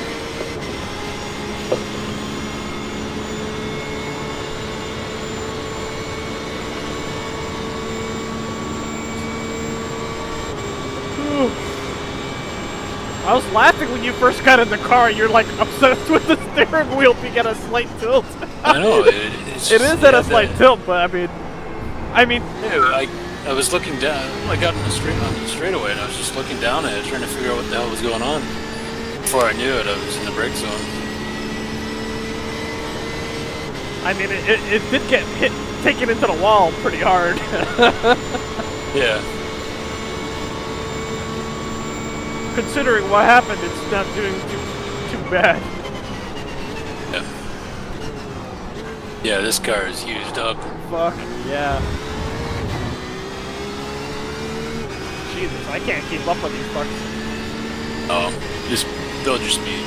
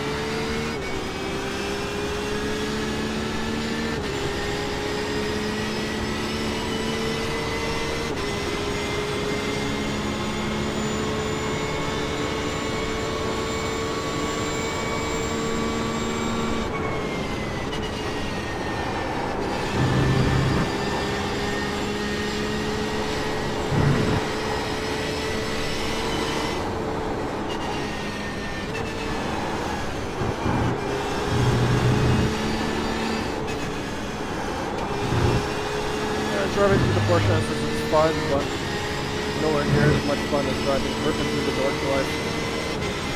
Yeah.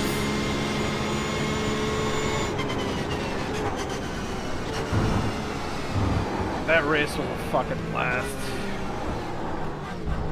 Whoa! I almost flipped it.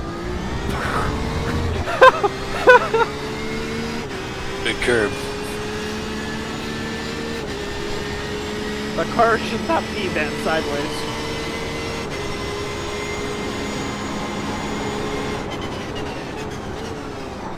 God, there's so much fucking grip. I gotta fucking get on it.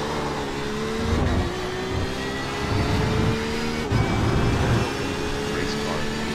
Just feel all the grip on here. Shit.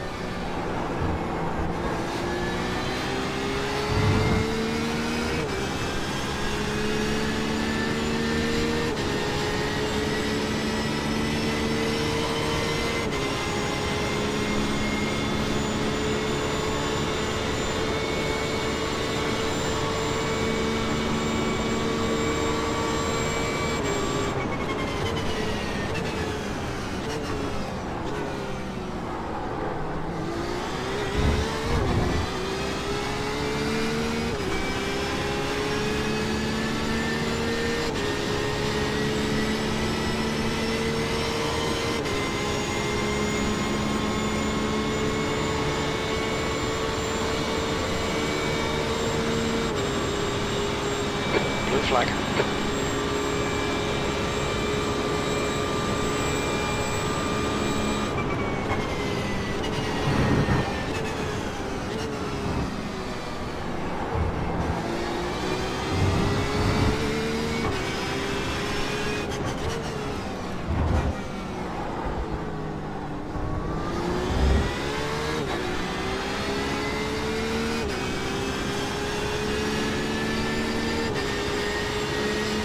That's the same board that was spinning out. I'm not sure if it's the same one or not.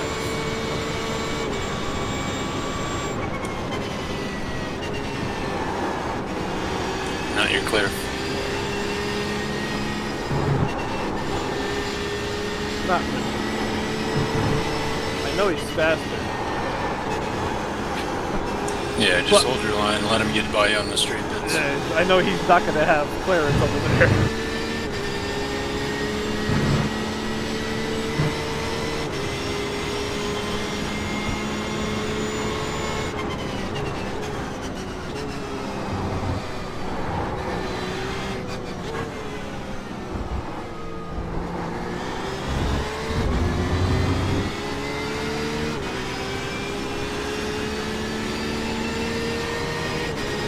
Your last lap time was at 3:58.5 seconds. Right side. Car right. Go Right side's clear. They're clear. Good job.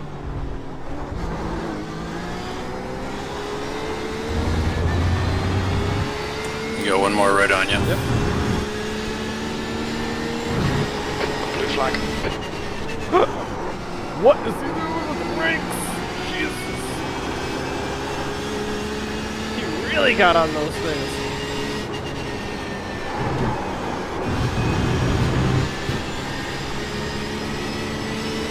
He's got to run. Yeah, I mean, There's not much you can do. I was hoping to stick with this guy's draft for a bit, but Still there. I lost all momentum when he was Clear right. They're clear. Good job.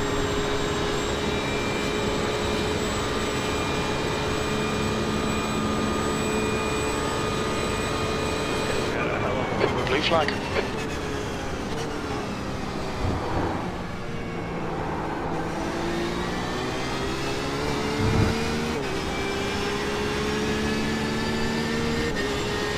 gaggle.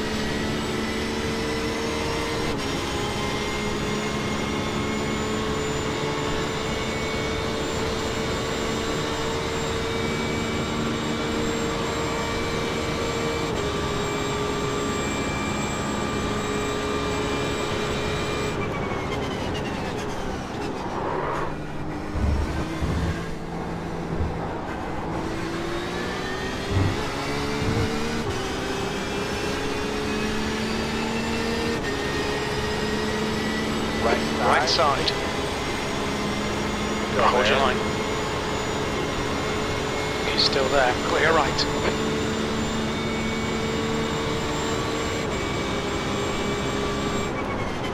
Left side. Clear left. Clear heated.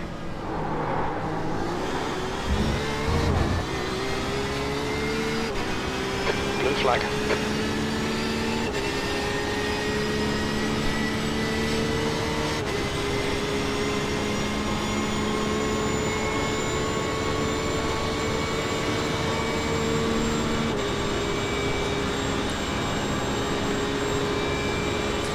The guy behind you is doing laps over 4 minutes, so you're gonna break free. Okay.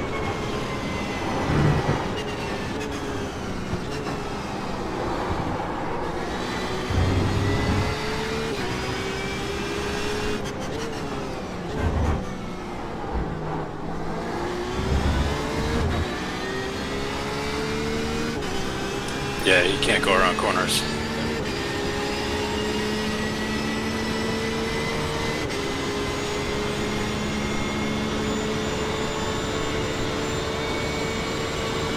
Fix a car, but you can't fix you.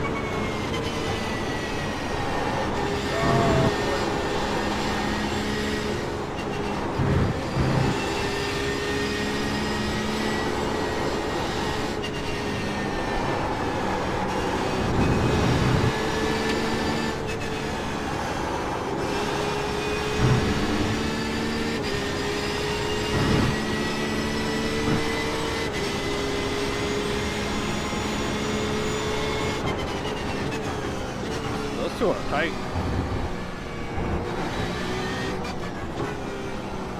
Battling that close to each other. Are they in the same? I'm really curious if they're the same lap too.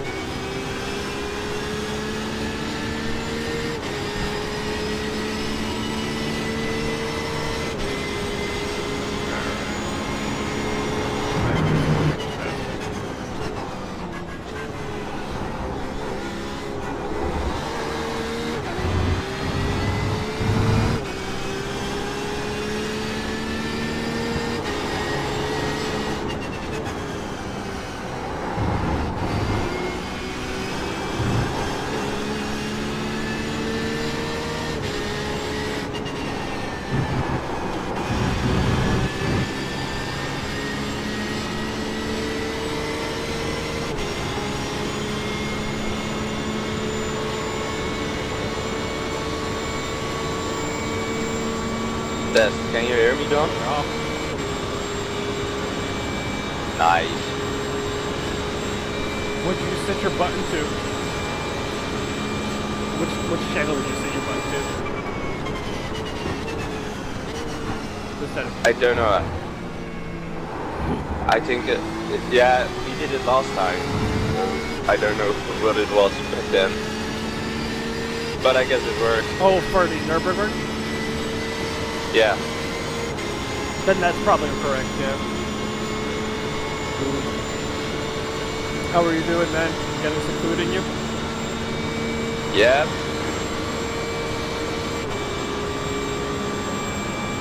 It's been a long, crazy one. Yeah, I saw the start, man. Oh, fucking hell. Yeah.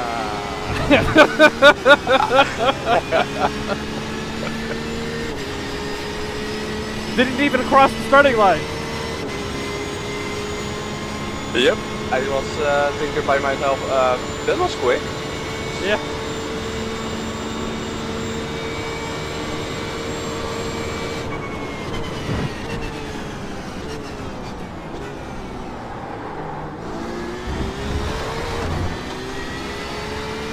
Yeah, that sucked.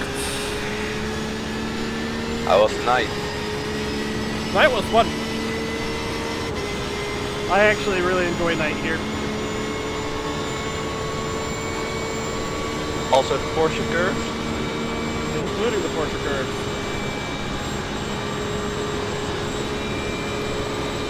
Now, I've done a lot of hours of practice here at night since we ran the 6 hour of Le Mans. Where I was completely blind.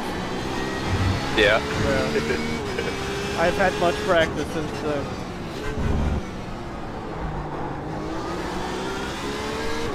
guy behind you's doing 350s. yeah, he's gonna rip on by.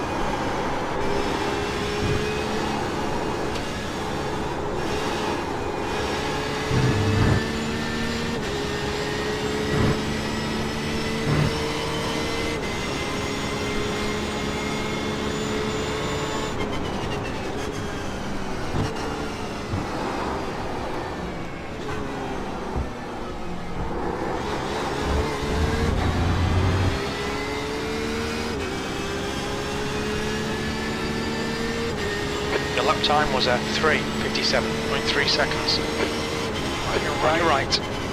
Right side's clear. Clear, clear.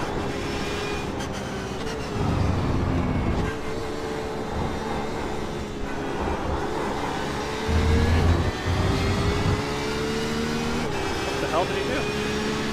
Well, we gotta slow down. Car right. Right side's clear.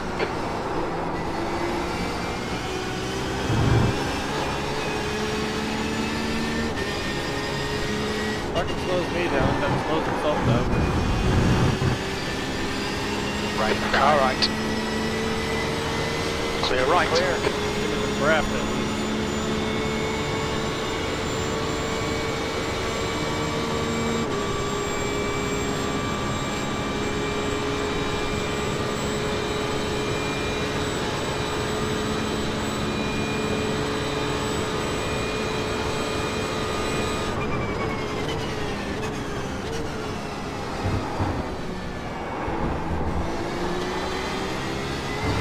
Left side. Clear left. Clear.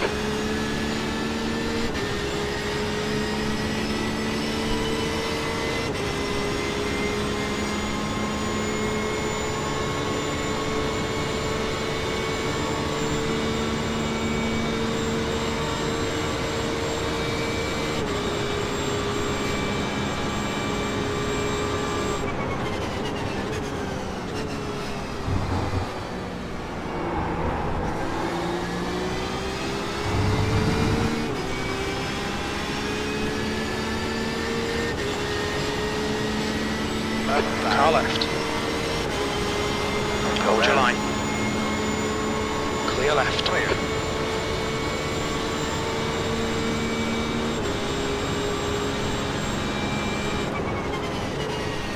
Go for it, crossing.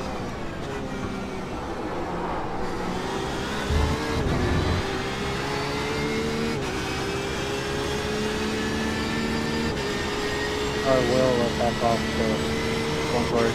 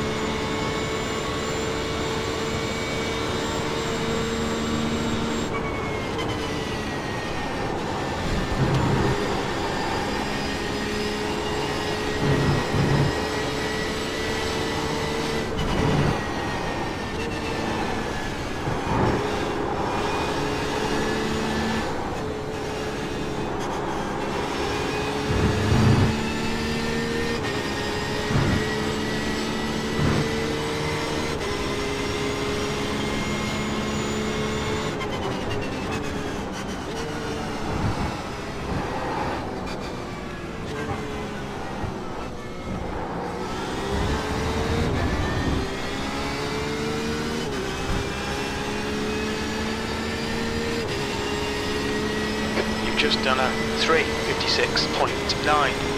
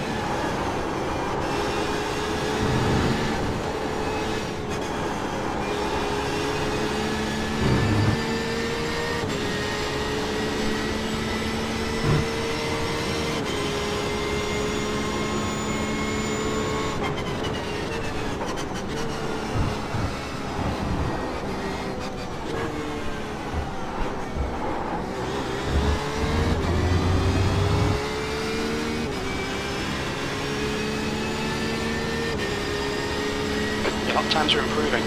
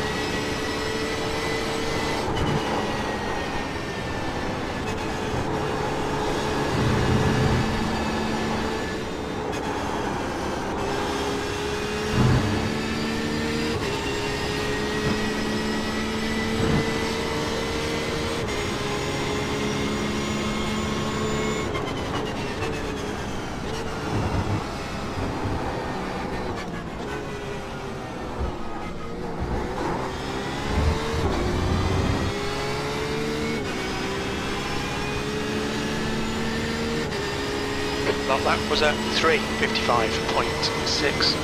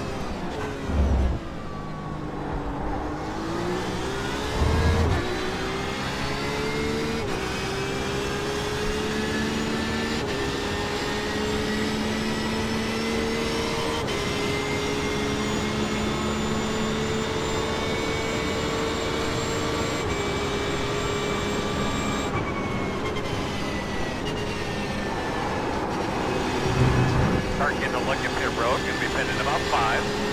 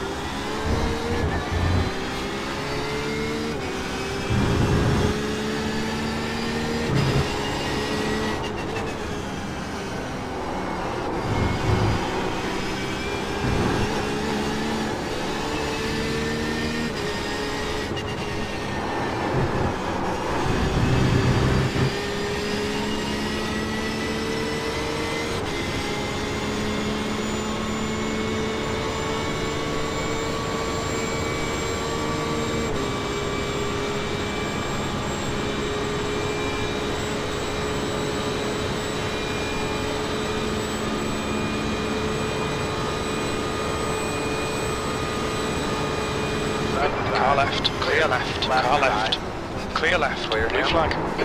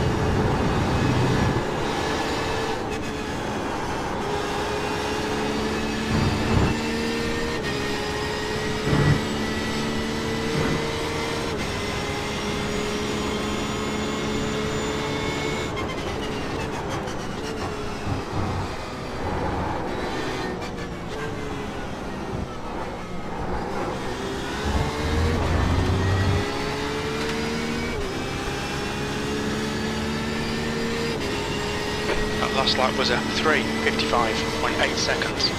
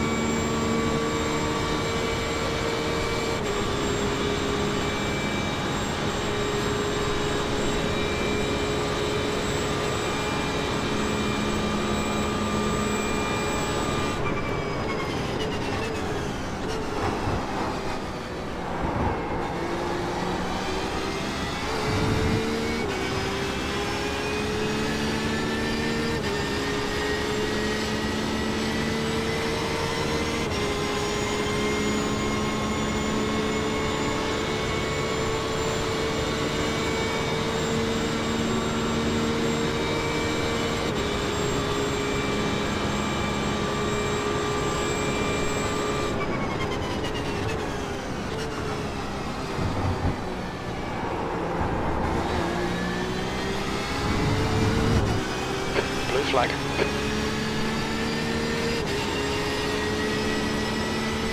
Okay, this guy's doing 52s.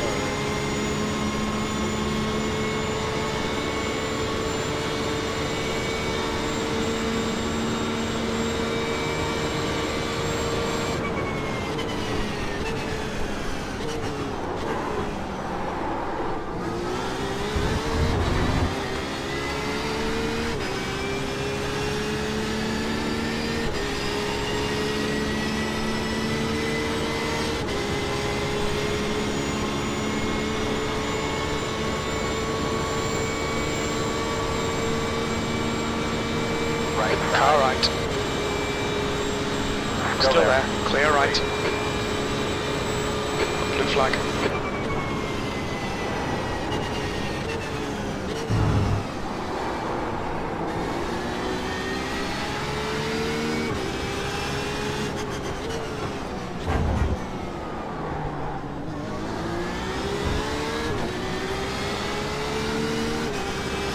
Left side. Still there. Still there. Still there. He's still there. Clear left. Clear, clear.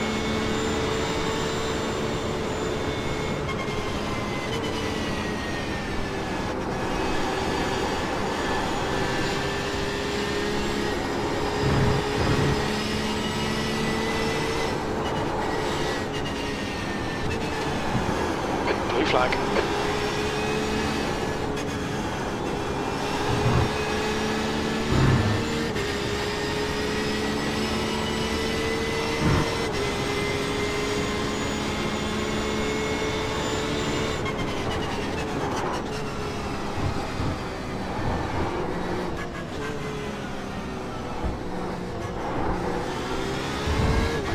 Clear right. Clear.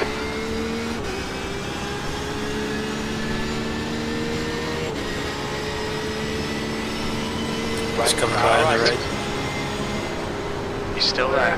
Right side's clear. All clear on that.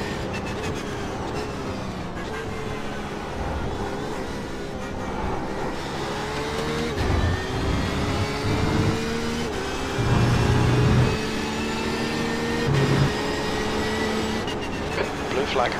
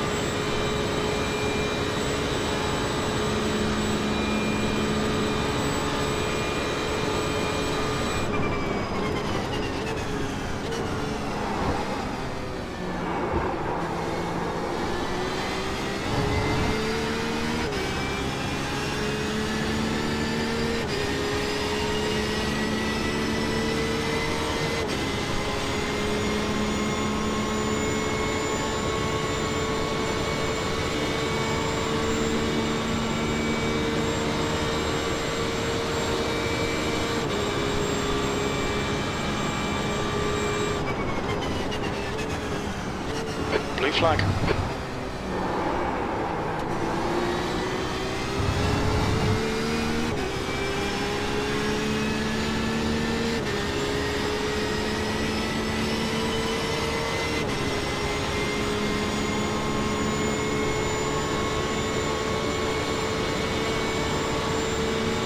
Car right. Still there. Clear right. Clear.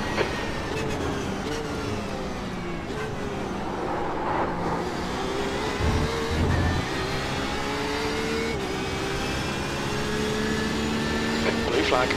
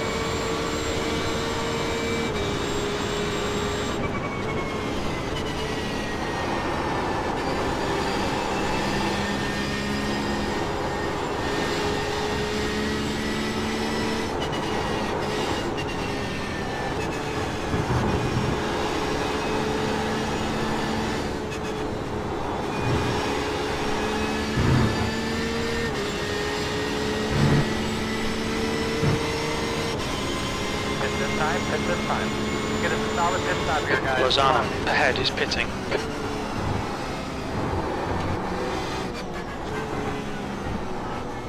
Okay, John, there's a car exiting the pits, heads up.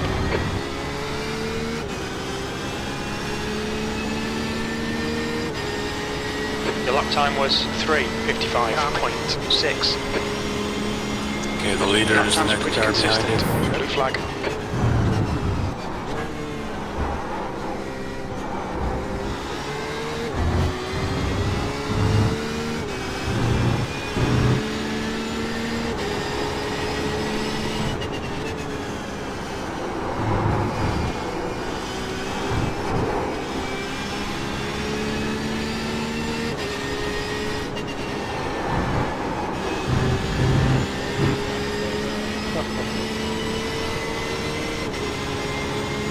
Blue flag.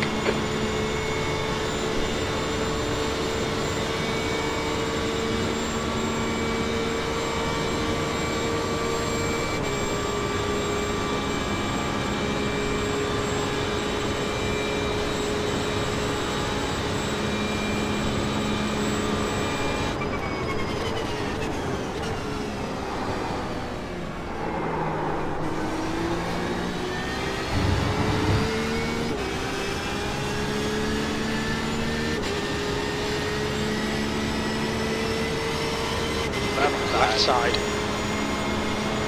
Hold your line. Clear left.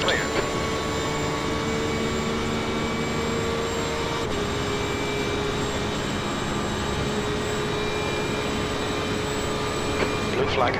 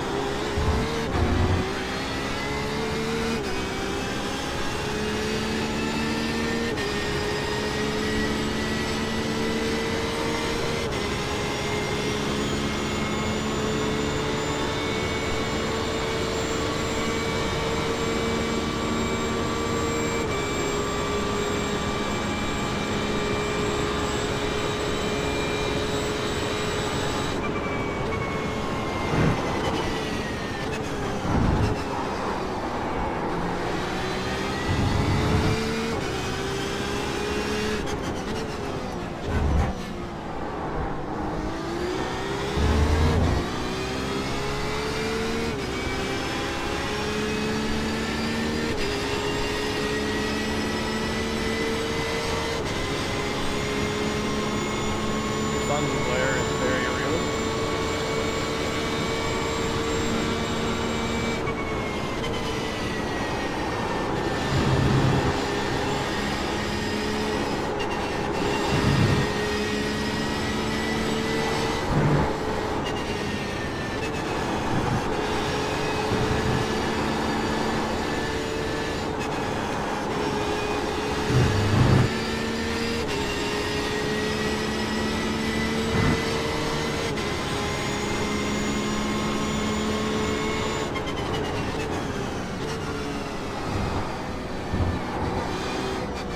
Didn't that P1 just come out of the pits? The lead car's pitting. Heads up. There's a car exiting the pits. No, car behind you, P5. Oh, And he's right behind you. That lap time was 3:55.2.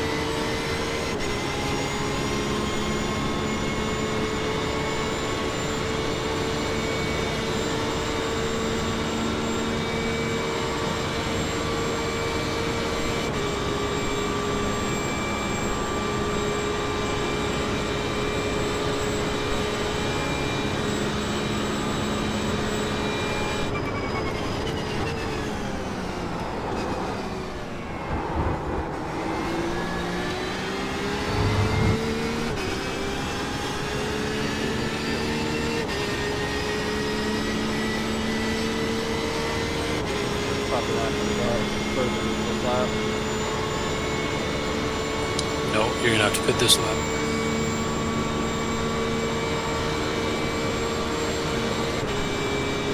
Donnie, are you ready?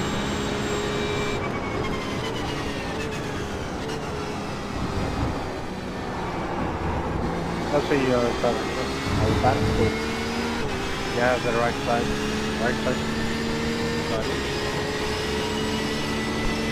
Yeah, I'm ready.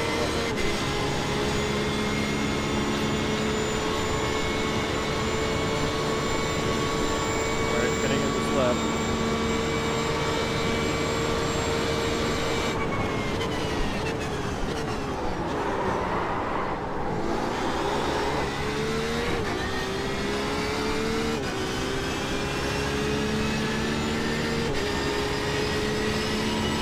Don't worry, it's not the last thing you're going to. Just be still.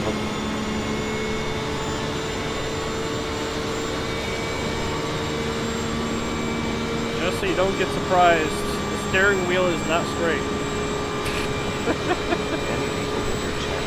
Good to know. Blue flag. It's been this way for a while.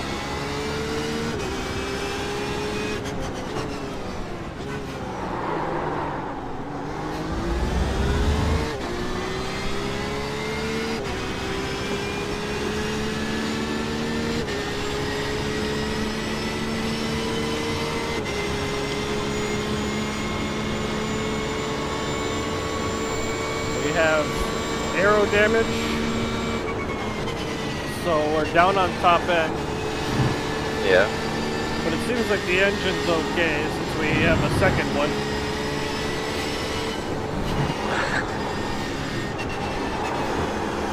So as long as you get in someone's draft, you should be able to push. Ah, okay. So it's a little bit of everything. It takes some cooperation with people. Yeah.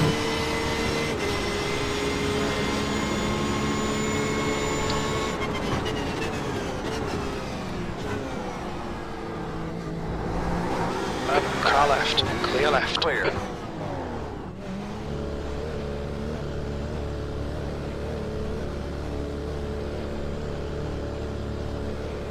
$100 meters.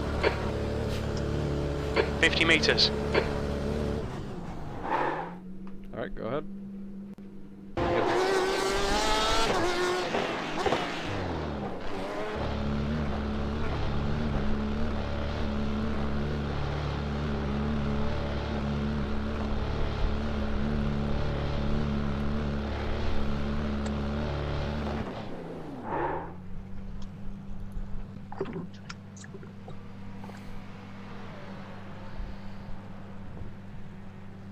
Good luck. Thank you.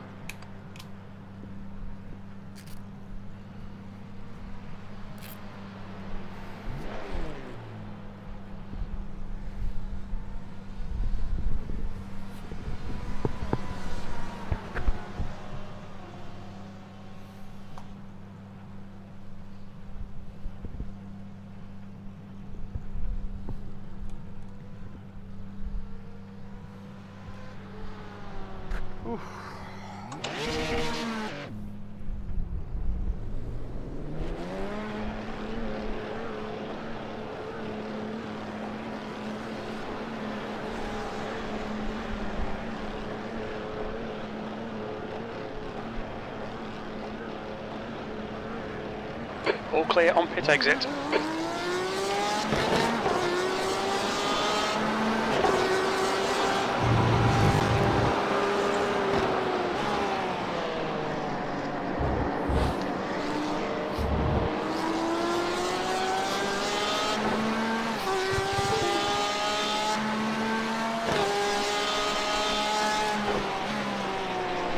How are you doing, Tim?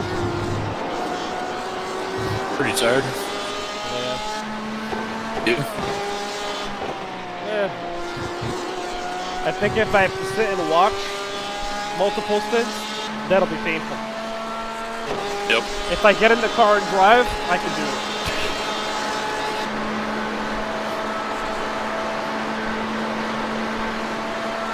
I think Jack Daniels had mellowed me out very well for that lap. Yeah.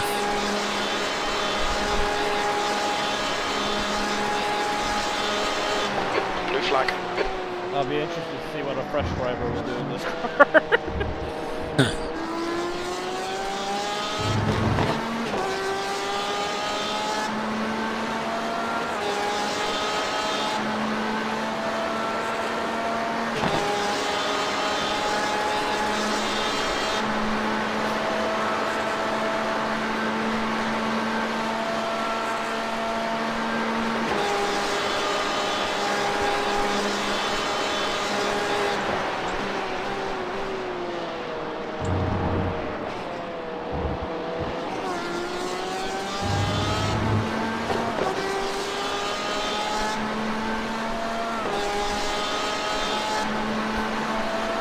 Just a heads up, Donnie, we'll have you set the double stick tires. Yep. Right, car right. Clear right. Clear.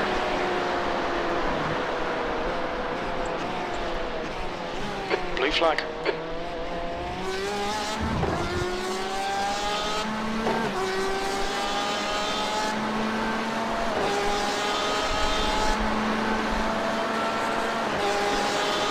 Mind covering them for a minute? I might Yeah. pay my water bill real quick. Yeah, okay.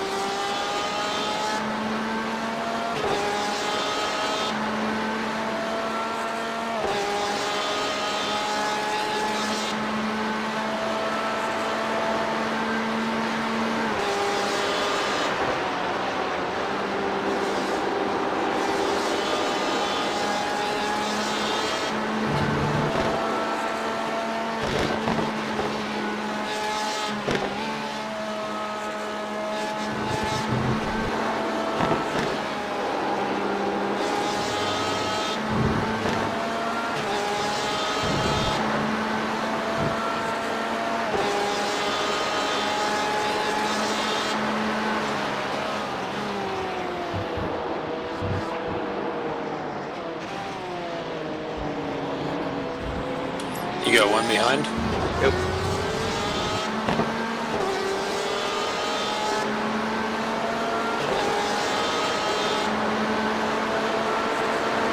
Right side. Right side's clear.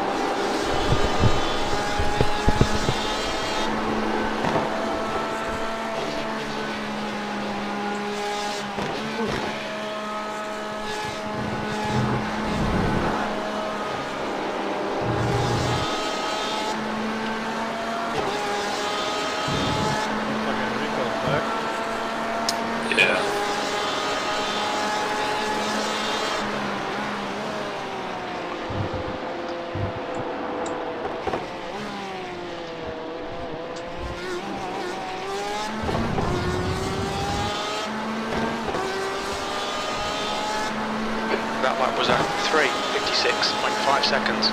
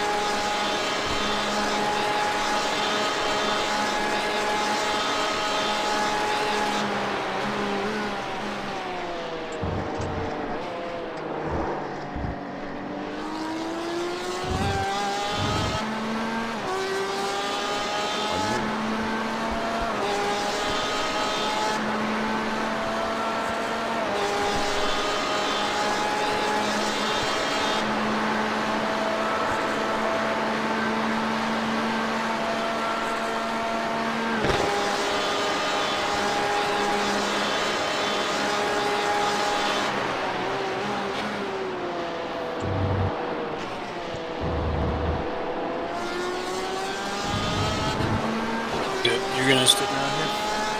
Yeah, I'm gonna do another thing, I guess, to break his things up before Barry gets back on. I'm going to take a break, I think. Do it, man. Do it. Alright. Good stints, man. Check. Thanks. Check you later.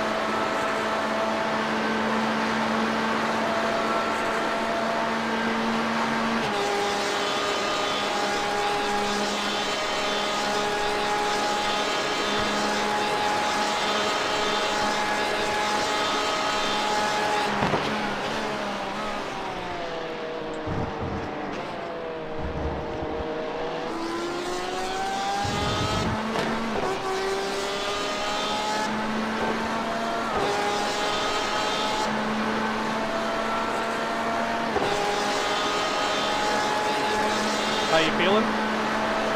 I'm feeling good. Car feels fine.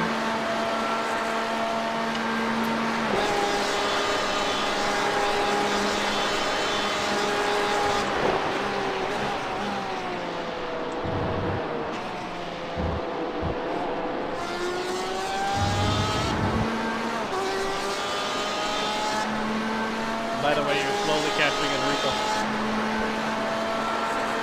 Oh, okay.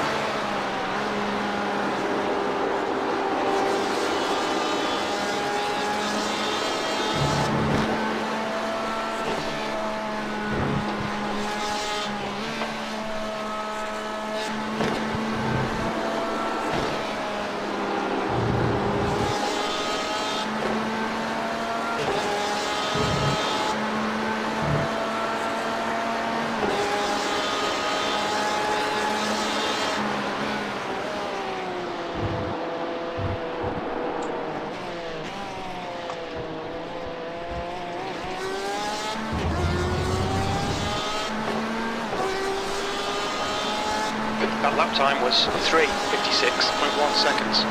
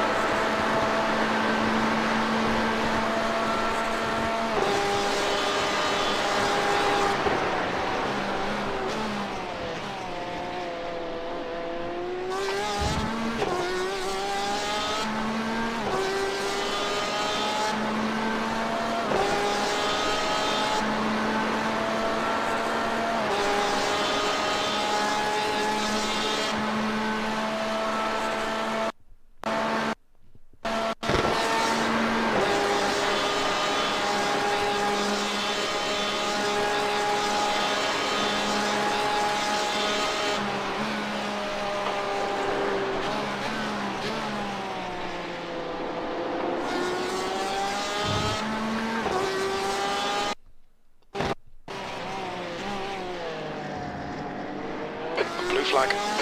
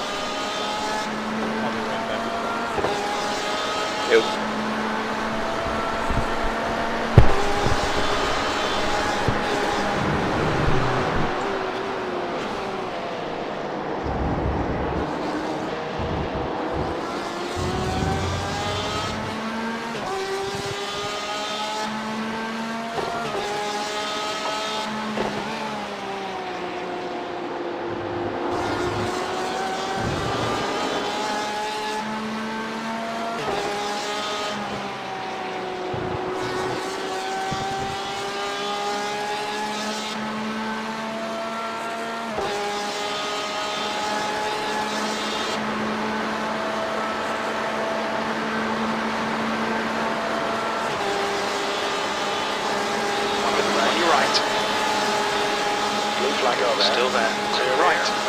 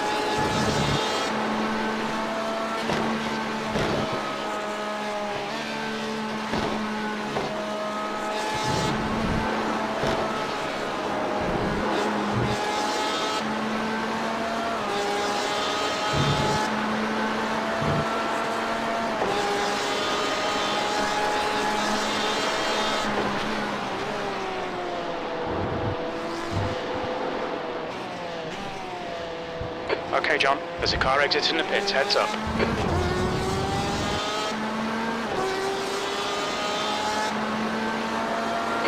last lap was a 3:55.2. Your lap times are improving, this is good.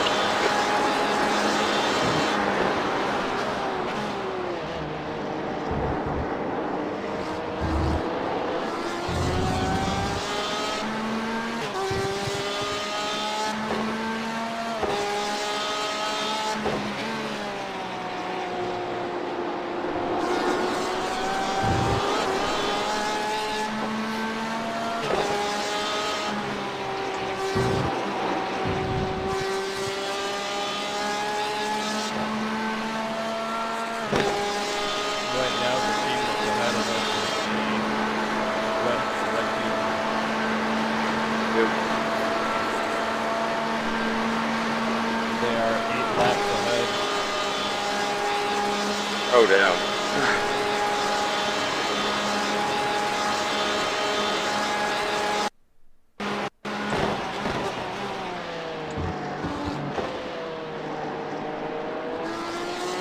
Quite a bit. We were pretty close together when we got the new engine.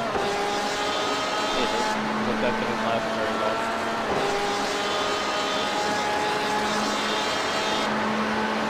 Somebody crashed then. Yeah, unfortunately. He hit the wall at night. That's unfortunate. Oh, okay. He was having a hard time seeing.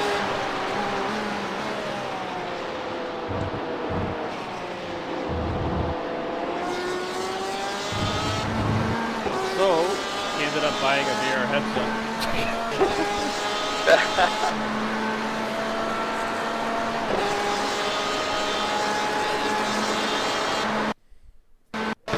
Richmond Coast, Brody. Richmond Coast.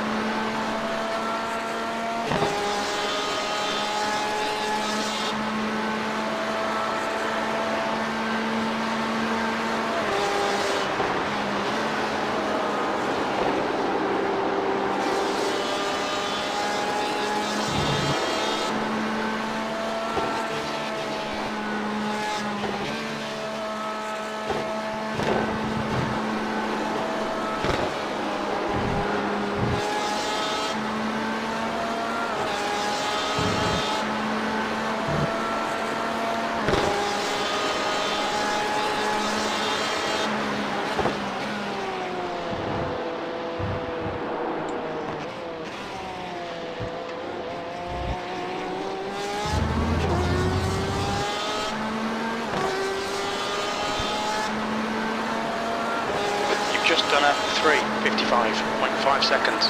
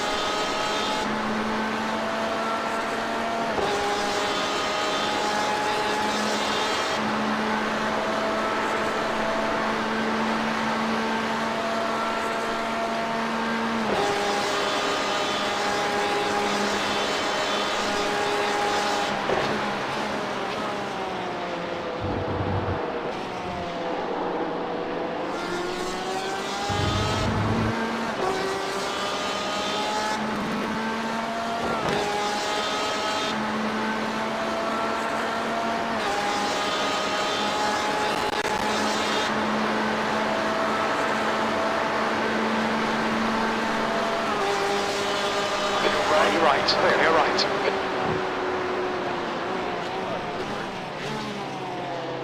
Yeah.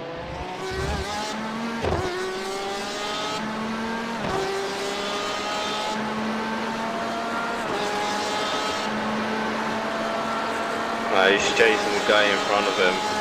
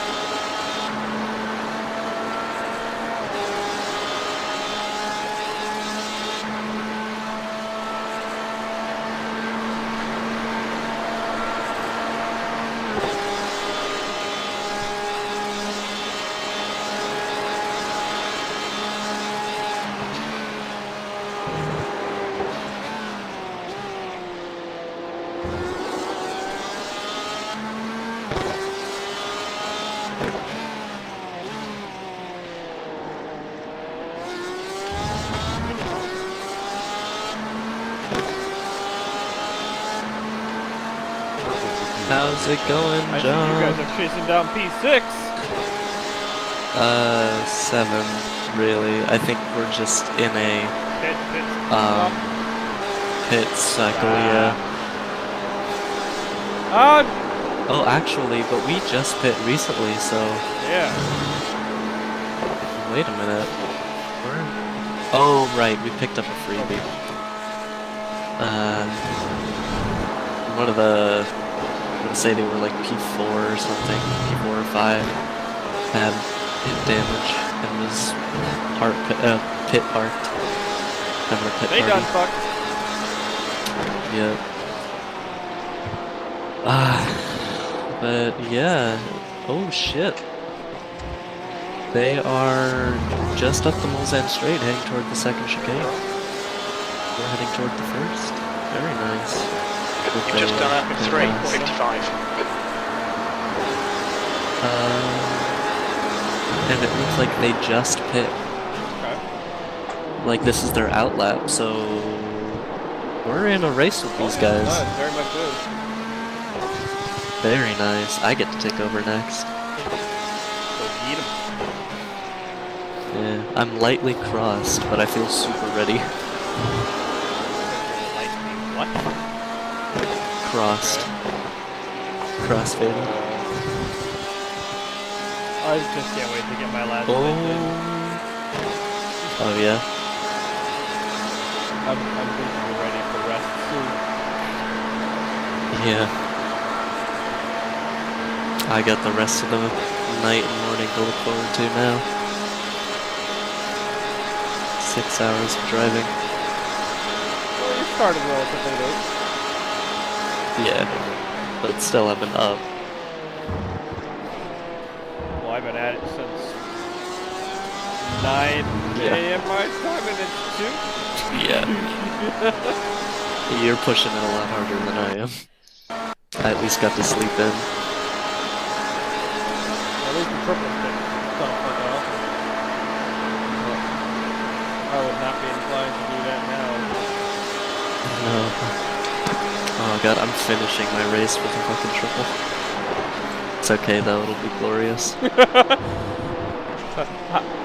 Just remember, Sebring. Oh yeah. There's just enough time that I should be able to sneak in a nap. There you go. Careful with that. That could be dangerous. It could make you more groggy than anything. Yeah, if it's necessary, I have that option. How large of a gap are you talking? Like 2 hours, I think.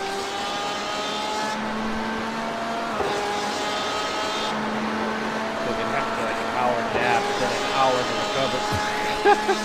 Yeah.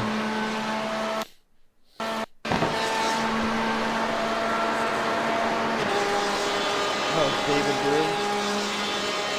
He's doing good. His last stint was really solid. He is quick in his in and out laps. He does a very good job.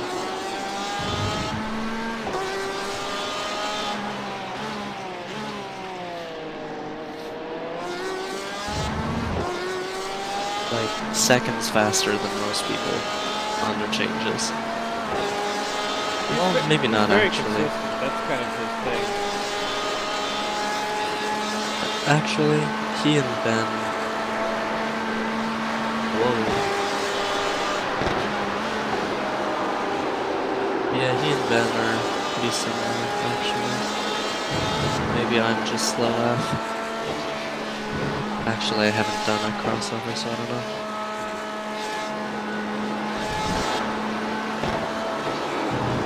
Find out. Yeah, I'll find out.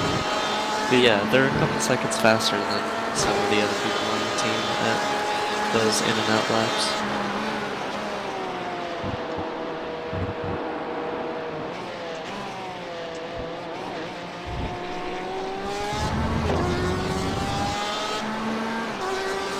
Especially David on that last one. Holy shit, it was a 406. after Alright, a John. fuel Lap stop. times are pretty consistent.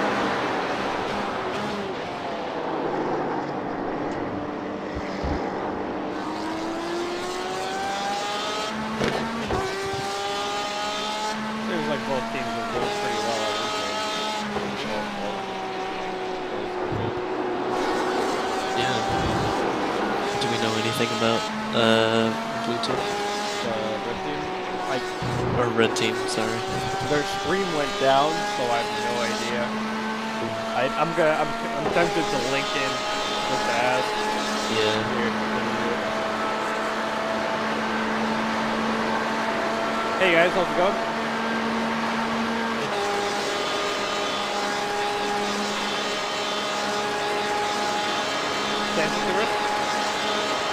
Yeah, it's got. Sorry, I was muted because I had ban on the microphone. It's going good here, man. How are you doing? All right, still awake. We're just checking in. It's still awake. It's not a good thing for you, man. It's not good at all. Yeah, no. I've been doing this way too much. Did you get sleep at all? Jesus. Isn't this like a standard thing now? I think you were complaining about this last time. Yeah. Like that last race why I stayed up all night. It was like, oh, that's not good. I think he secretly enjoys it. He likes doing it just so he can bitch about it. Exactly. I'm more hardcore than you. I didn't sleep during the 24-hour race. Fuck you guys. I saw you catching up whenever I was driving. I was like, oh man, there's John. He's gonna catch me. I'm gonna hit You guys are in the same split too? Very nice. Yeah. Which means we get to watch each other have bad time. Alright, how are you doing over there? We're doing really well. We're P7. Okay. And Cool. we are not far behind P6. That So is awesome. we're really racing them right now. We're only a couple laps apart in the pit cycle too, so it's a real race. That is awesome, man. Yeah. Good deal. Thanks. We're racing. We just got 38th, I think, Nice. because of Enrico here. So we're putting the pedal to the metal with this guy. We all know that game. Yeah. So We all know that game. fortunately, I do know that game quite well. That was your last race, right? Well, Was that awful Le Mans? Yeah. That's all right. Just need more time in What are the odds that we're having two awful Le Mans simultaneously? Oh man. I think we should all be going P1 from now on. So you know what happened to Pete, right? Yusuf? No. Oh yeah, exactly. Dude, he made a left turn down a straight. just. Alright. What, like passed out or got hit or what? No, He had a hardware wheel failure in the race. Yeah. Of course. Like failure. every Of single course. race, there's a fucking hardware failure. Are you in, Ken? Honestly, that's why they shouldn't implement in-game Because there's enough random shit mechanical that failures. happens. We have enough of them failures as as a- computer users. It's crazy. That's the equivalent of a sim racing random mechanical fault. Exactly. If there was a chance of the car randomly breaking too, I'd flip my shit. Yeah, we don't need that. the hardware failure is the car breaking down. Exactly. Let's see if I can keep this. At least it's daytime. Yeah, it's morning. It's real nice. How was the night for you, Kenny? He comes up again, let him pass, I get it back. So, I'm going. Alright. There's no need to go for that show. We are 39 or 38, so there's literally nothing to worry about here. Yeah, true.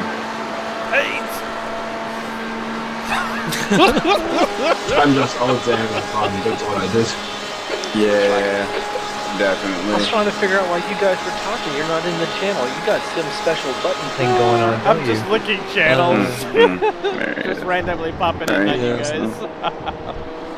I know, and I'm like, wait a minute, where is he? He's down in his own car still talking to us. Like, how the, you know, like, doing something in the morning, you can't be doing this stuff. My brain just... Just fucking with you guys, that's all. Just fucking No with you guys. doubt. No doubt. Oh, we're close. We're not far behind P6. You actually have a real race over there, Yusuf. We've been running straight single class race, and it's kind of getting a rhythm. Yeah, that's another reason I really don't like running GTEs in multi-class. There's just so little chance you're gonna get any other traffic. It doesn't really come down to chance. It comes down to iRacing. Well, I know, It but really like, does. there's so many people. I mean, you guys have like a 2.5K I rating, and you still. Yeah, right? We still get shunted over to this little, like, kids table. Like, we of a race. registered like around 2,000, between 2,000 and 2,100. I've got 2,500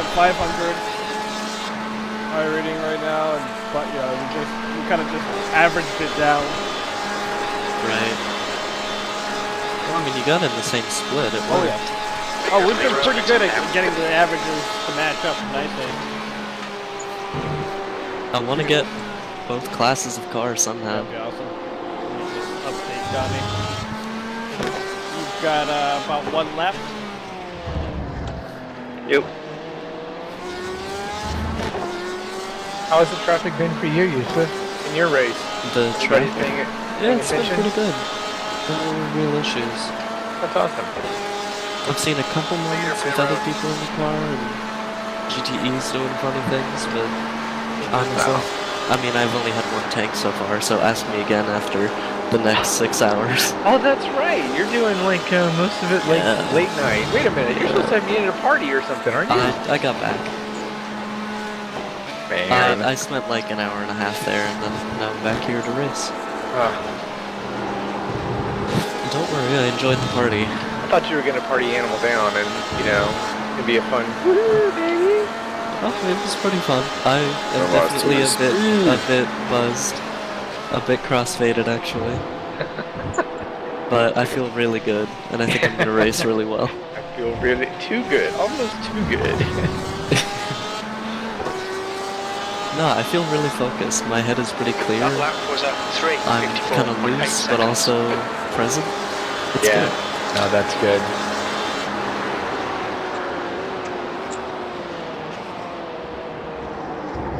I'm revved up. You should be, man, because it's looking good. Yeah.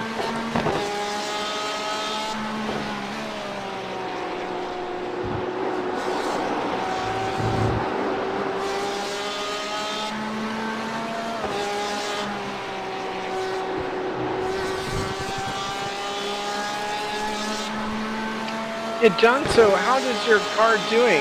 You're still further back, so did the engine really make that much of a difference, or we still got some aero Well, damage? ever since we got the engine repaired, we had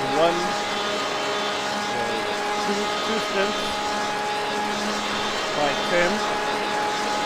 So he got to enjoy the fresh engine. Okay. And then our very next driver met the Porsche S's wall. Downshift that. Is that Pete? No. Oh. No. We just got. I was wondering, to be honest with you, I was wondering why you guys were still back there. I was like, man, there's got to be a story because they got the engine. They should be better off. But then, so that put us quite a few laps back, like another 6+ laps. Set us behind you guys, and then on top of that, we've got this aero damage that is just, well, you know how that feels. Oh yeah, we're living the dream right now. You never get that back. No, you really don't. You can tell that they took a hammer to it when you come out of the pits, but it's just not pretty brutal. No, a little Frankenstein action going over there.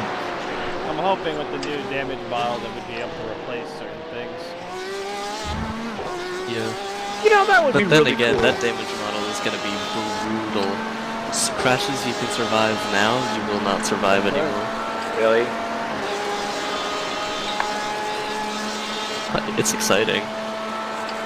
Having real fucking damage, like you really gotta take care of the dang thing. Some idiots down. Yeah. Yeah. Well, you definitely clean out some of these longer races, I'm sure. Take some folks' iRating. That'll be nice. Yeah. But I agree with you, John. I mean, like, if you're going to do that kind of damage model and have it be that serious, yeah, exactly. You should be able to, I'm sorry, you know, like in an HPD, take off the entire back end. And I should have a new, you know, rear wing. Well, you kind of can do that already in the HPD. But, it'd be nice to do that in a Does it do that? Okay. They don't do that in real GTEs either, though, do they? Can you take off the rear? Yeah. I think so, but I think it's pretty involved. Yeah, it'll take time, but that's fine. I'm fine with it taking time. Yeah. That's the option. Well, exactly. I mean, if you're gonna, you know, if you're gonna give me real damage, then give real repair. Yeah, no, I'm down for that. Especially if we can choose what repairs. Yep. Yeah. You know, like if we don't want to repair a certain thing, we can just choose to do that. That'd be very nice. I mean, I guess they have optional repairs, but it would be nice for team events to have more discretion. Just limit in the pits. Yeah, because right now they just tell you optional repairs. They don't tell you what they are. You got no choices. I like a little checkbox thing to go yes to that. 100 meters. Nice fucking stint. 50 meters. Thank you. All right, we got it set for no tires. Ready for your next one? Yep. Alright, I'm gonna head back to my team. Good talking to you guys. See you guys. Good driving, my friend. Good luck. Feel free to come visit me if you're around. I'll be here all night. Oh, sweet. After my next stint, man. Whenever everything's chill. Sounds good. Have a good one. Good luck. Purple Zucchini moved to race car. Gold.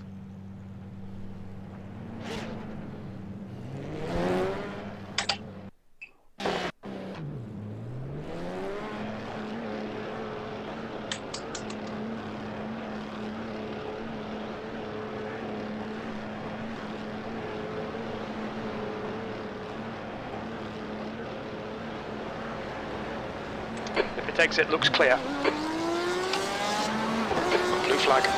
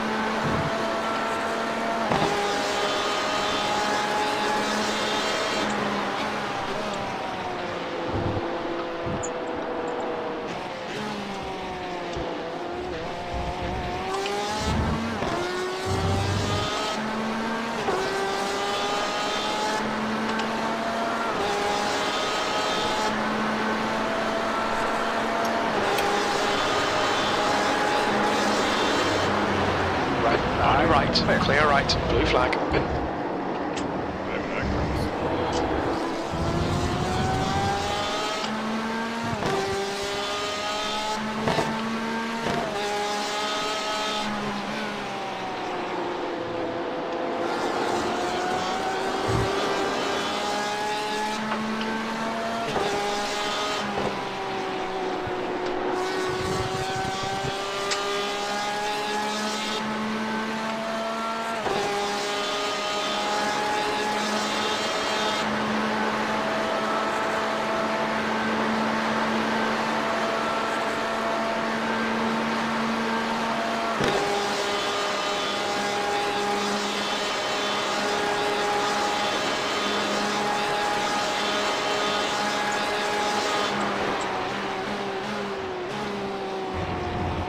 You're gonna have an inside brake on the right side.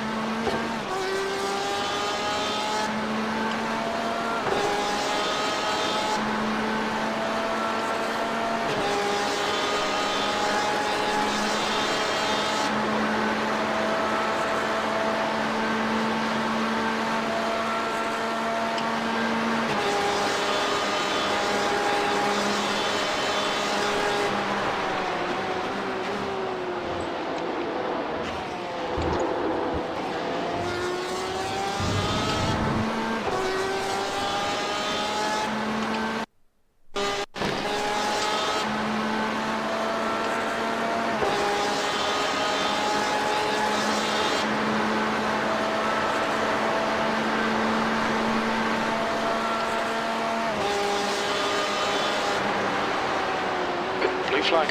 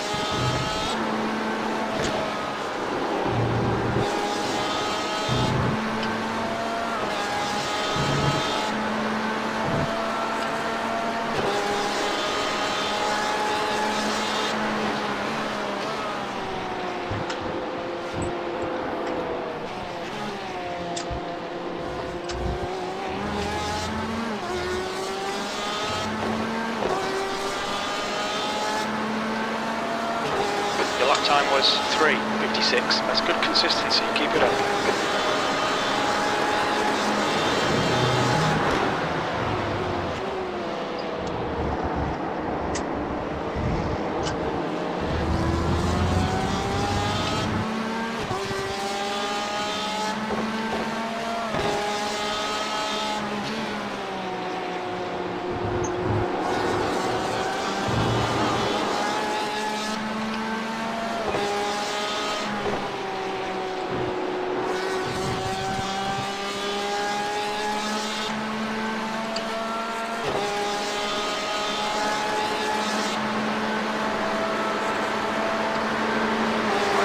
right side.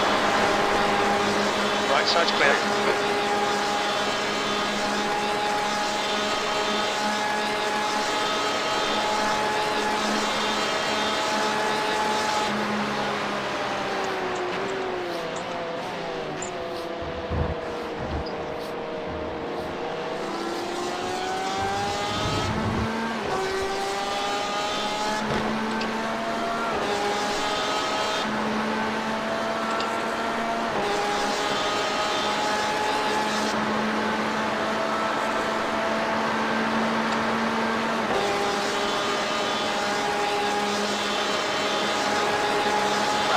Car right. Clear right. Good flag.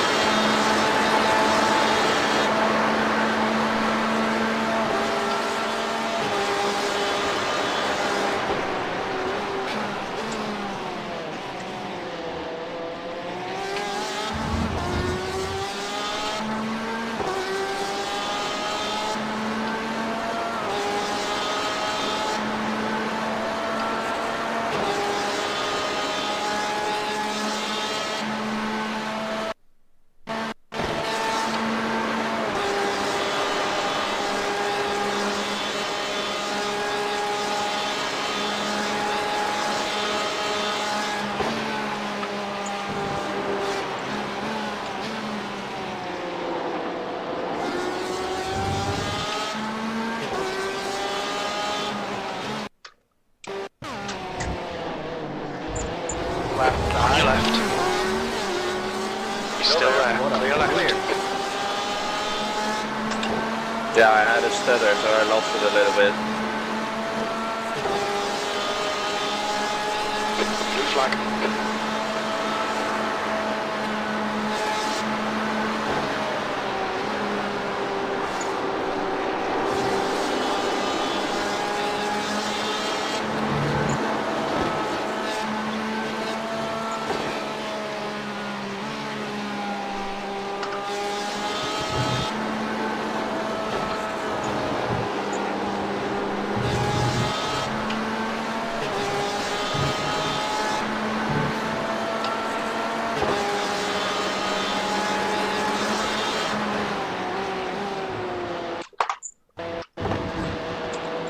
Blue flag.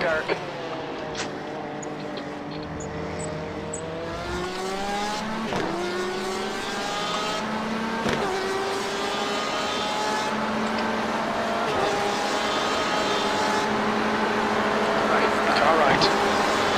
Blue flag. Hold your line. Clear right. That's a good job.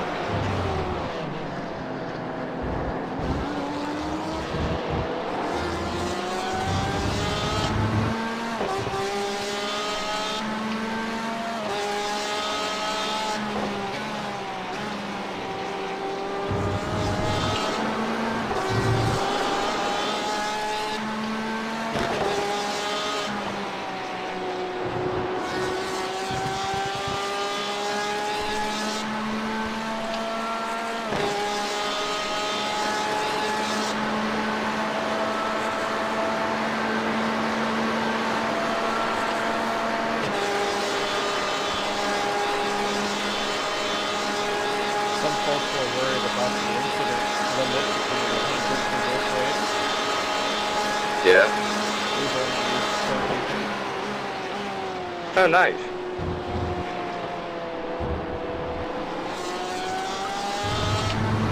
Why is it only 100? Don't know.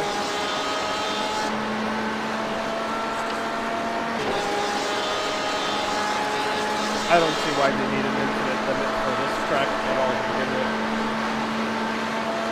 It doesn't really do anything.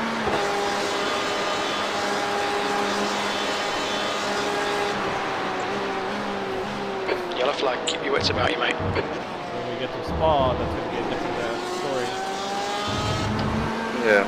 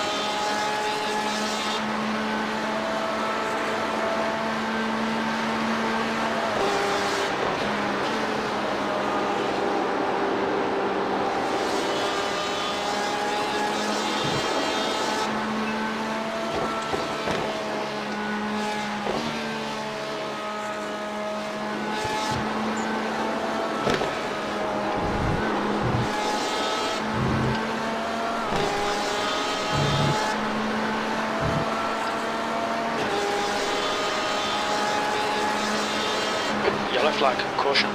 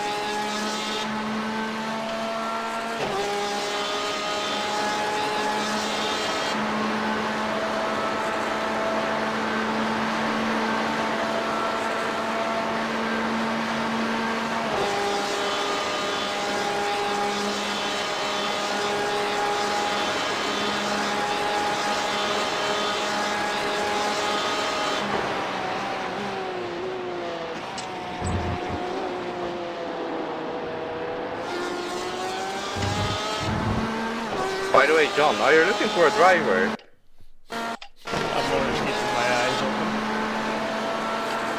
Okay, I have a friend above 2K iRacing. I did Indianapolis with him. That's pretty, he's not bad. Okay. Yeah, we can definitely take a look.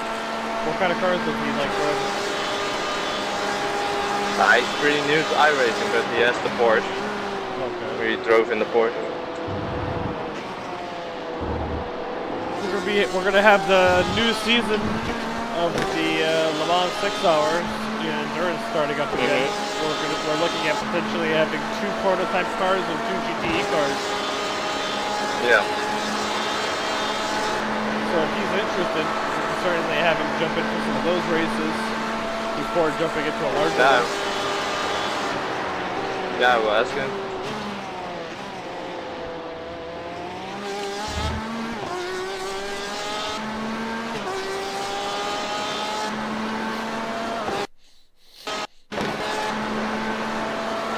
And it looks like we'll also have those 2 other Dutch guys that they'll be joining us for the LMP.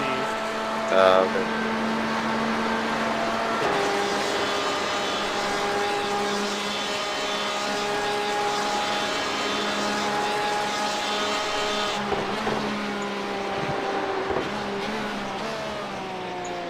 Yeah, our goal is to have 2 sister cars, for GTE and LMP1 for each race that has them. It's nice having 2 cars in the same race. It would be sick to have 4. It would.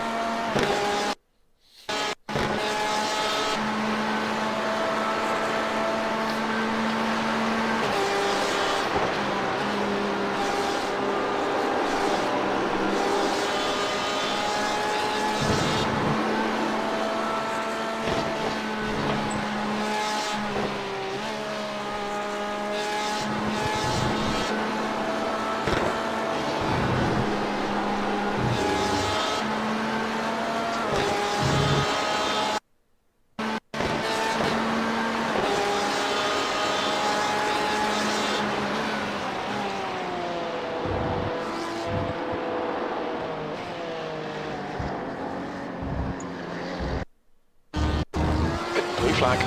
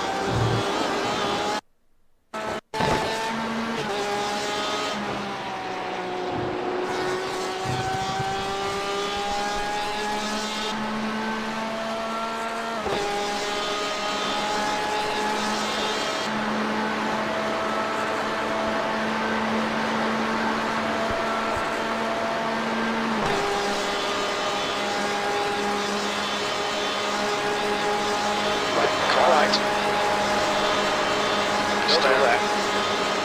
Clear right. Clear.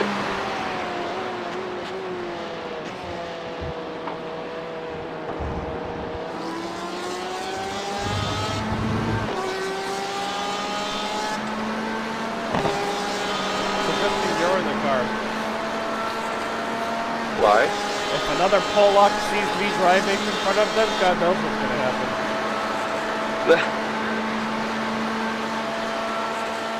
I won't forget that bastard that loves us. Oh, Miroslav. The myth, the legend. The douchebag.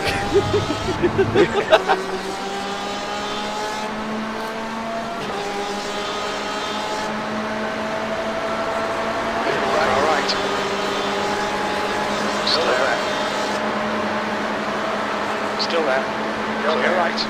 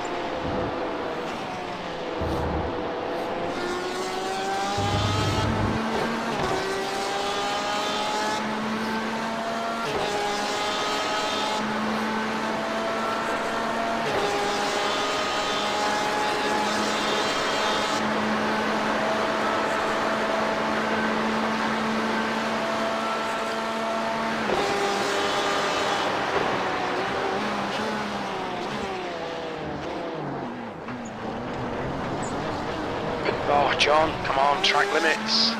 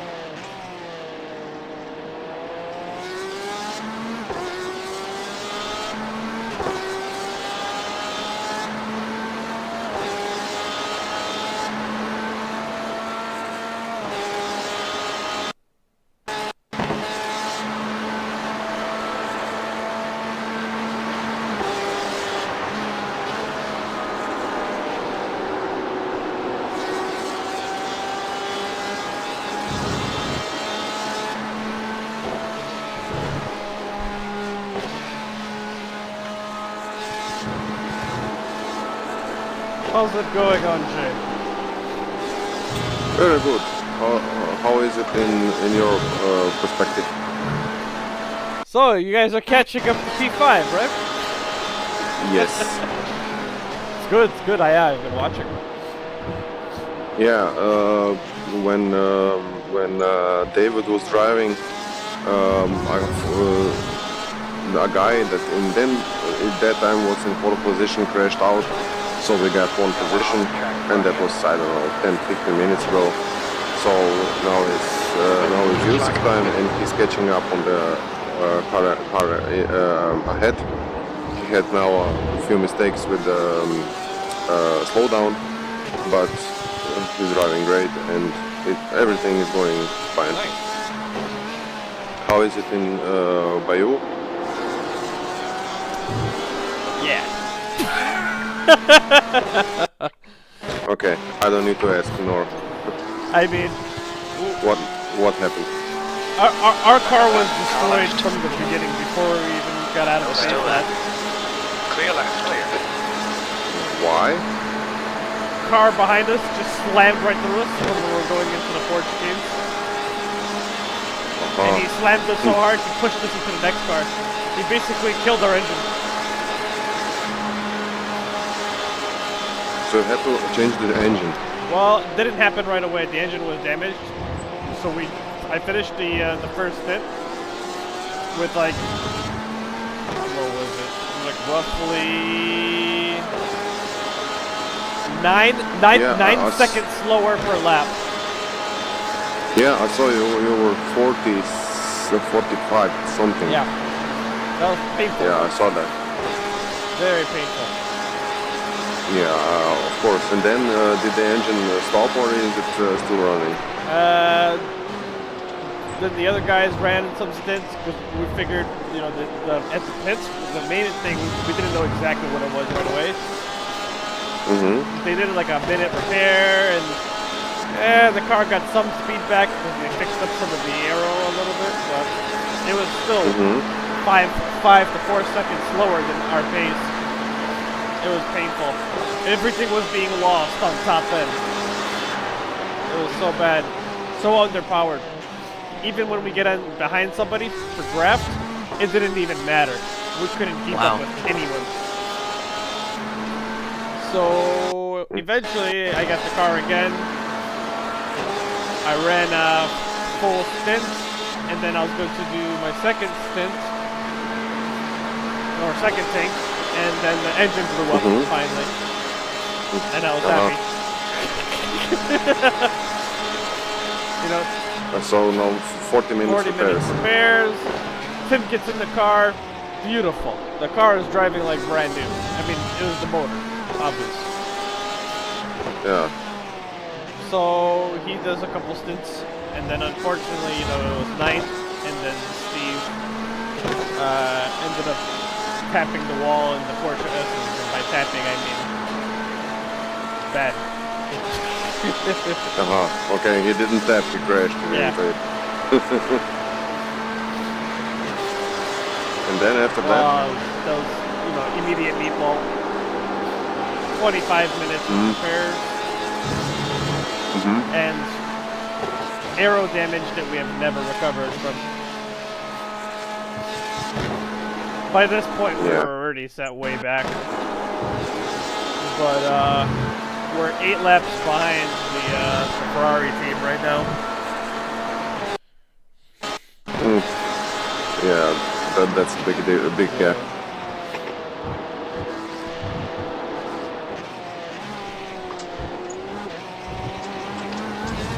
I mean, Donnie seems to have a decent pace in it. The track's starting to get a little warmer now, so we'll see. I don't know why I locked up. Damn it, that was such a fast lap. Keep talking to himself. Yeah.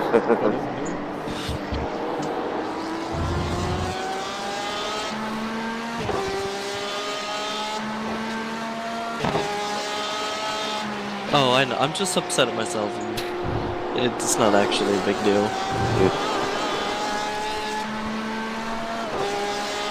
Oh, that was terrible. Come on. Oh, well, I'm gonna get ready. I'm gonna have to drive one more stint before I pass out. No, this is how I do endurance races. I just try and set the fastest lap I can. It's a competition with myself to keep me really focused. Alright, I'll talk to you later. Okay, bye.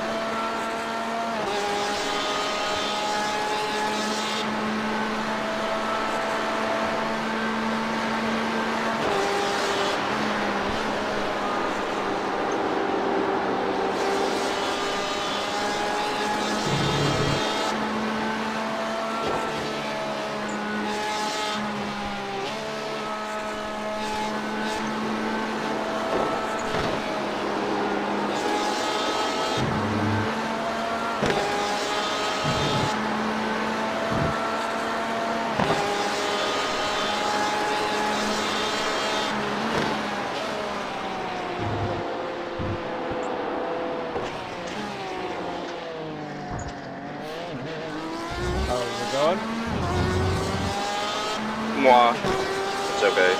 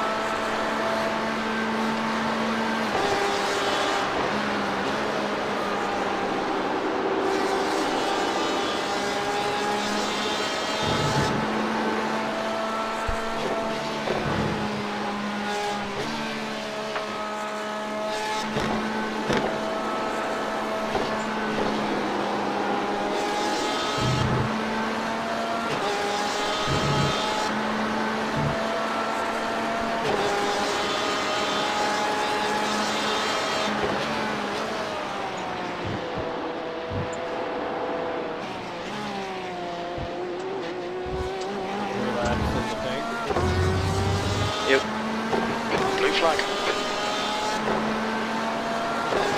Okay, John, that's good consistency. Keep it up.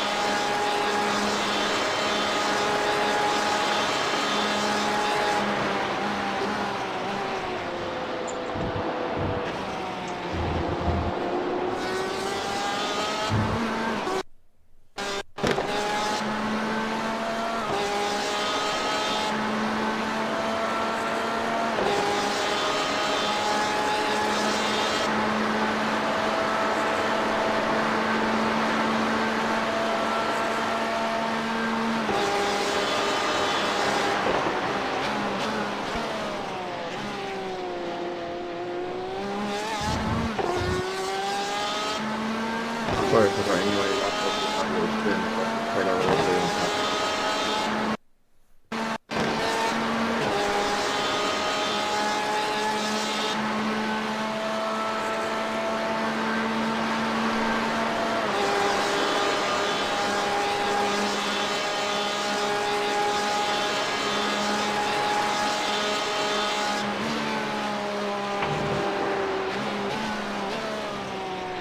The car ahead's pitting now.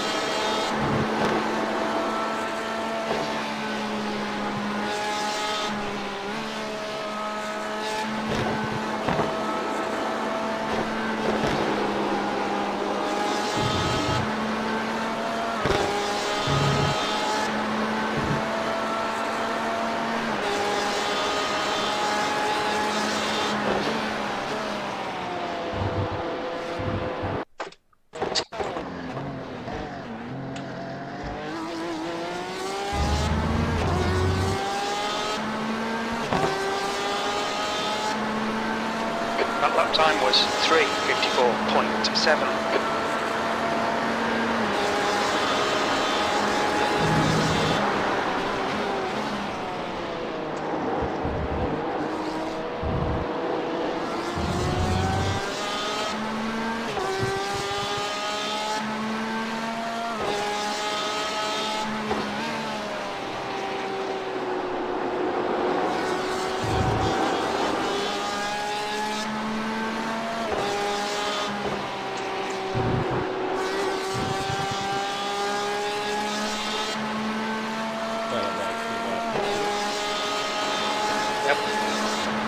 So the game plan would be I'll do a sprint, then we're going to have a triple stint, and then Steve will come in and do a stint, and then we're going to finish the race.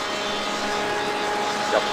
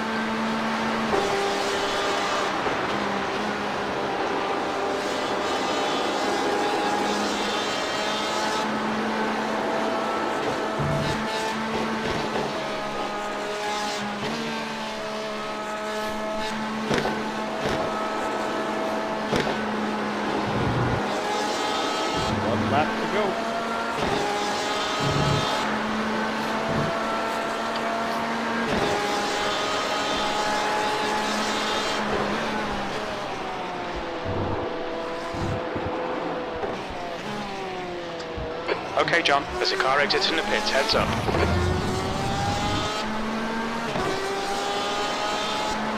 You've just done a 3:55.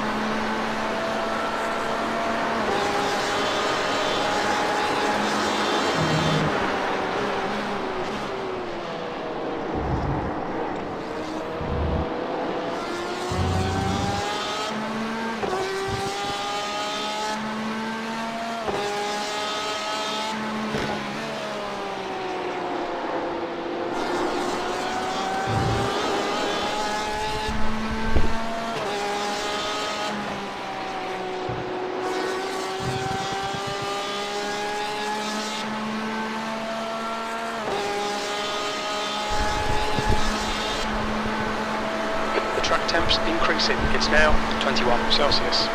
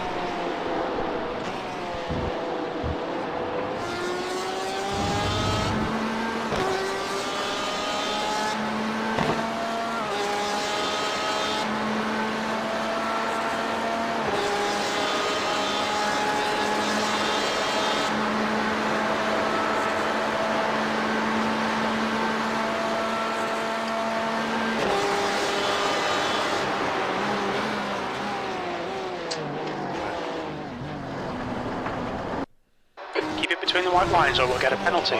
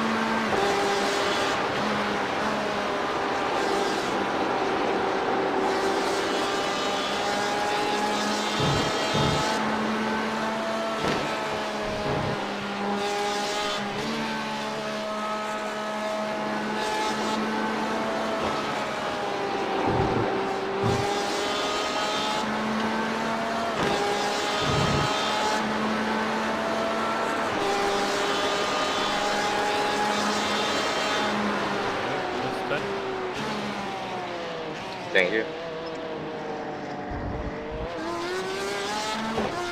Look out for the pit speed limit. Heads up, there's a car rejoining. Activate limiter.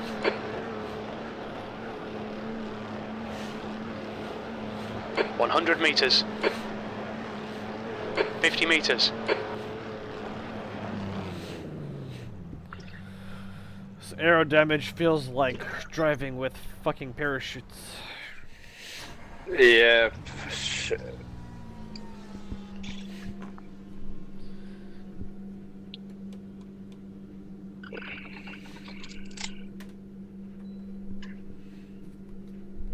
On the streets, it's almost boring. It is. I mean, you have to get like right on someone's ass to make things exciting.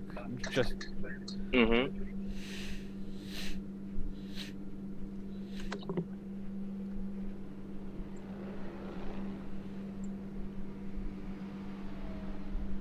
Danny Beagle moved to race car, Crimson.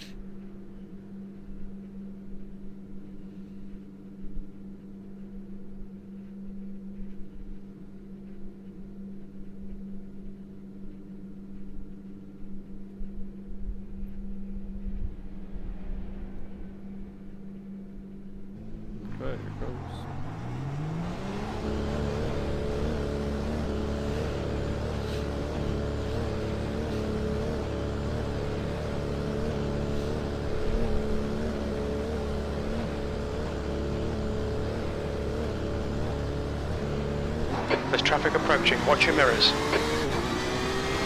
Blue flag.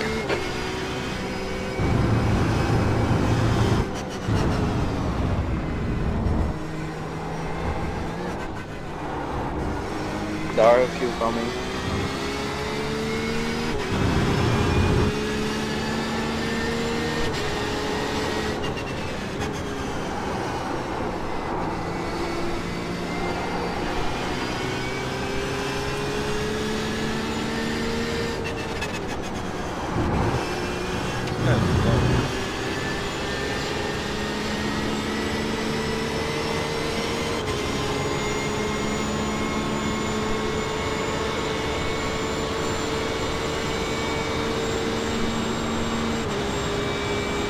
Left side.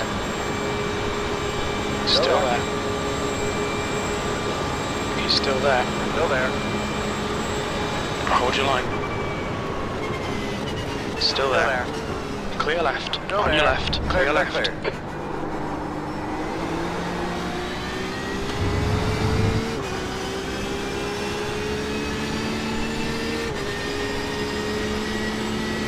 Thought I'd be able to get the grab from This- him, but he was just so slow. Yeah, he's over 4 minutes with his step timer. Now he's gonna try to pass the grab. Oh, maybe not. No, he's that slow. He's slow and he knows it. The leader, D, is pitting.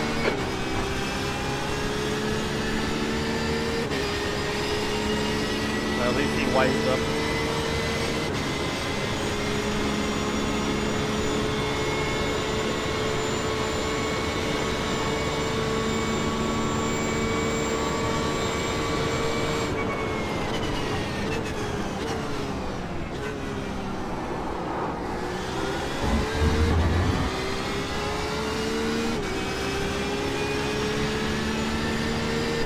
I'm going to the toilet. We'll be right back.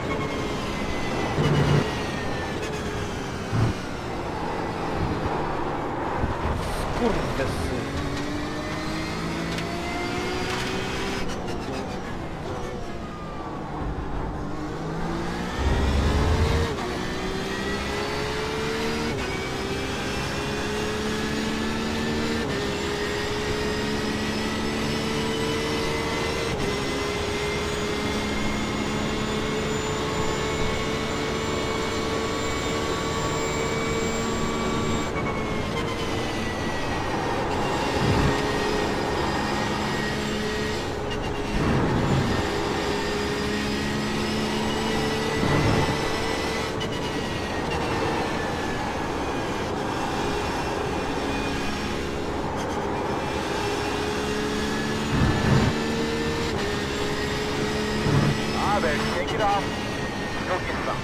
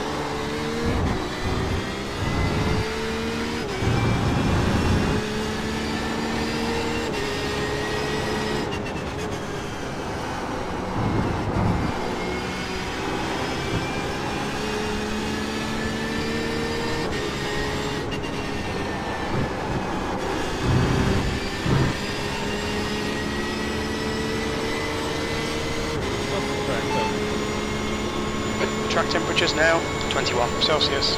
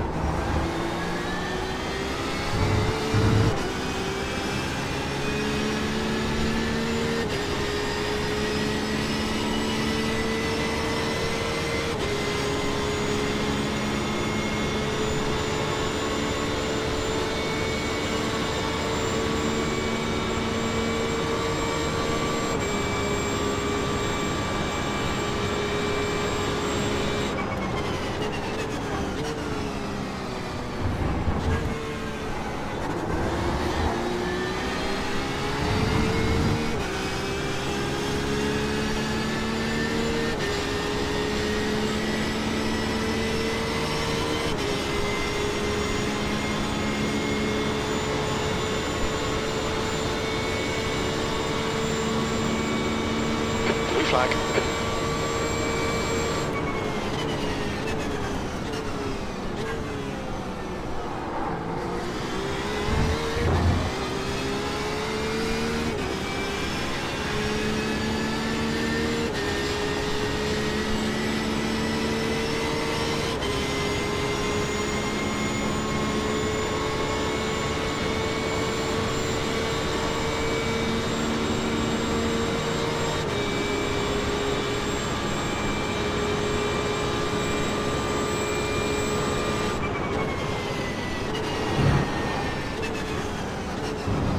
Car left. Clear left. Clear.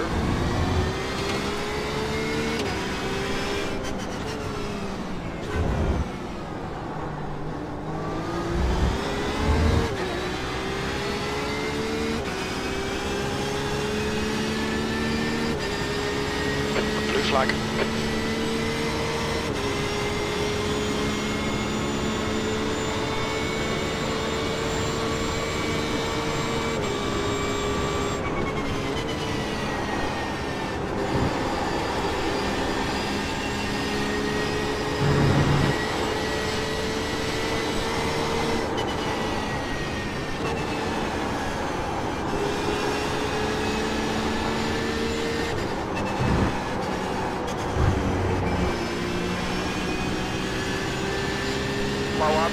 Slow up.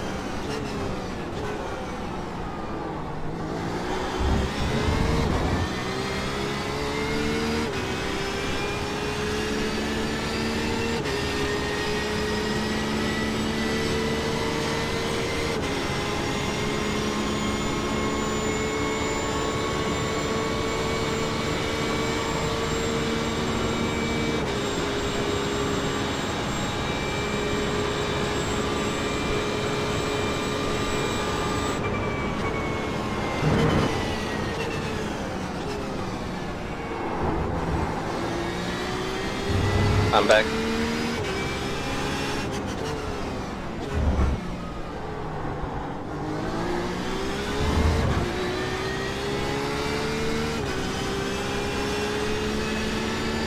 Blue flag.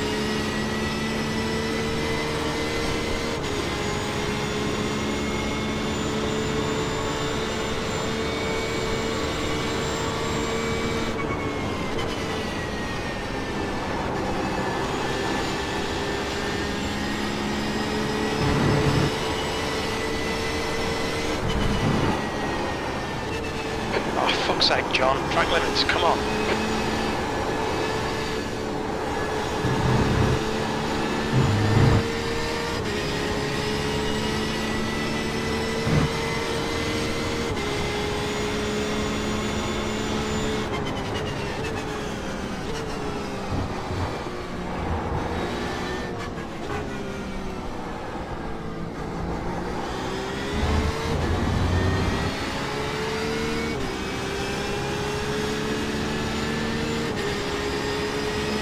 Right, car right. Still there. Right side's clear. Clear. Clear.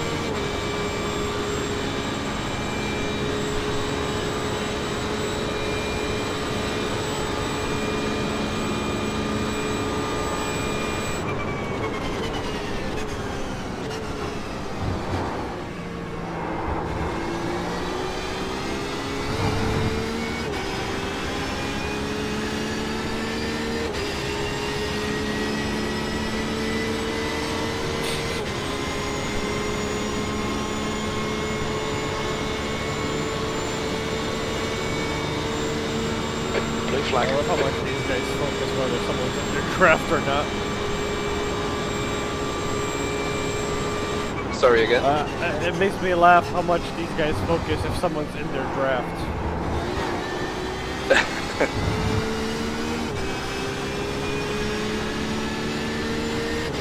Gonna dance all over the frickin' track just to keep me out of there.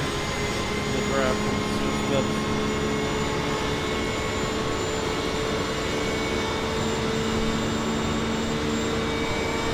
But I have to say, people are not being that much of a douchebag when you pass them, or that they're going back when they're in your Yeah, draft. people have been pretty good on this. With the exception of Chase left. Yeah. Right, on your right. But I think those guys were probably Still there. dead Clear and right here. did that return.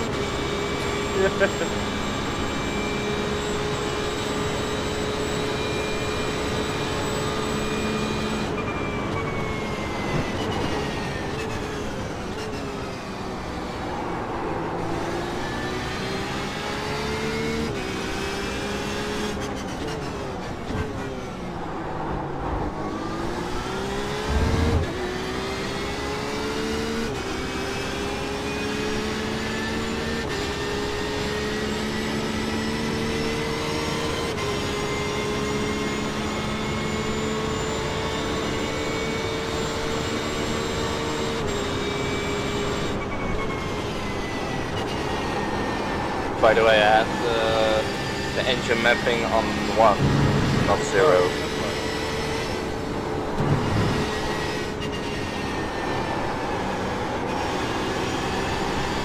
How many laps did you run?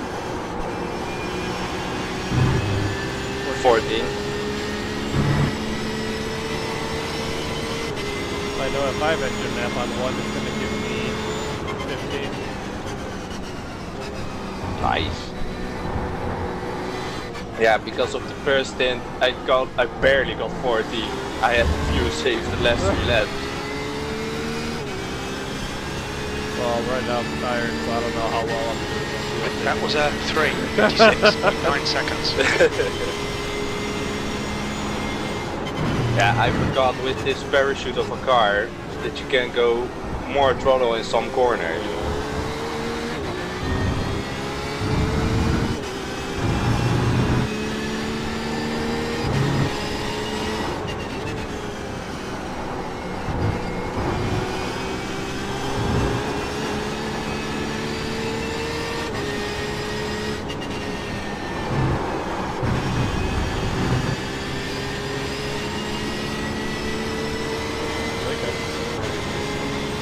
Bad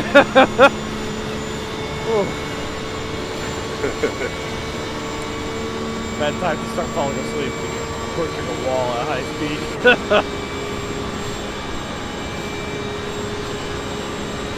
I bet you're gonna sleep after this. I think I will. I think you should. Yeah.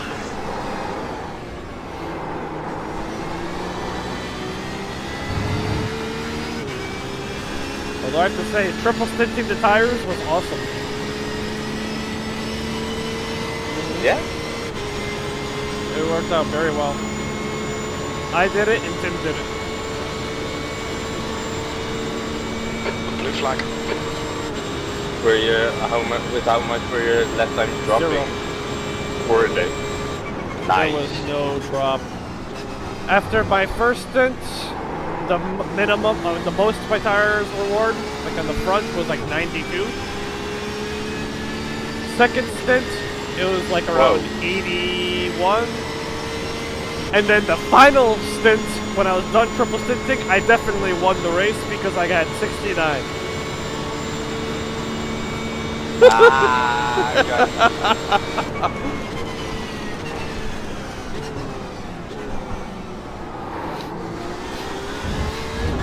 A Pornhub livery would finish it off. Right. I mean, I could have quadruple stinted with those tires. I mean, they felt so good.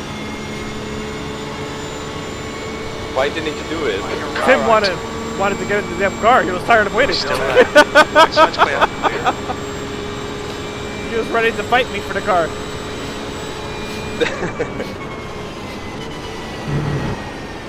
At that point, I felt so good. I just didn't want to get out. I was just so warmed up.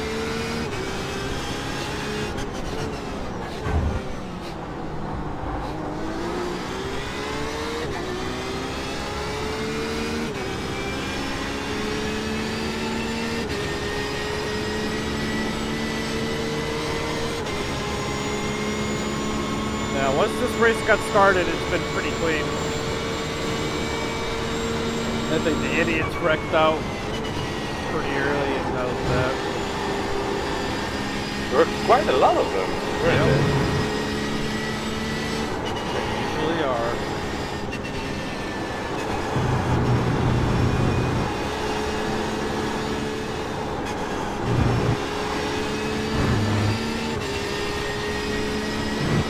I mean, it was nothing quite like Suzuka.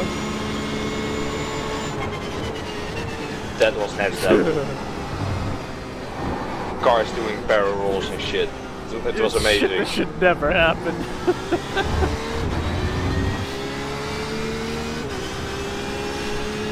Most of the time it's only the first lap, no? That went on for 3 or more laps. Shit. Yeah, yeah.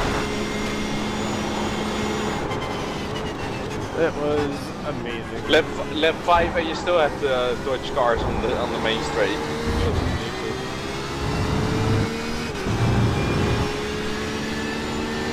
50 cars are out this race.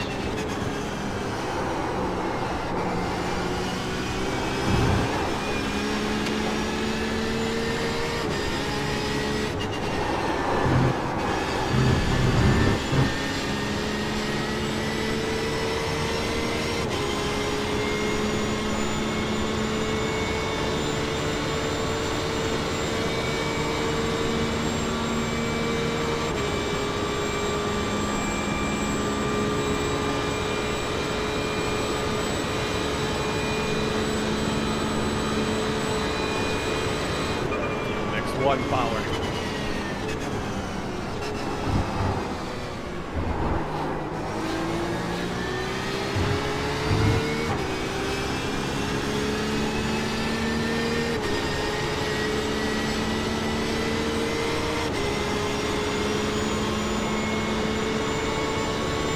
Whoa! What is he doing?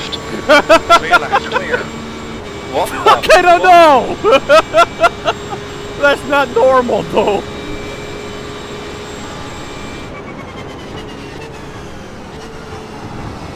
Something is not right with this guy.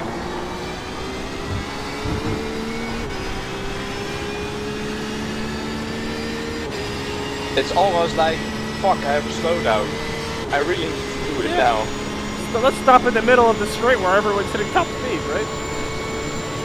Fucking. Yeah, when someone is in my rear end. Yeah. Nope, go. Someone put a code in the middle of the road.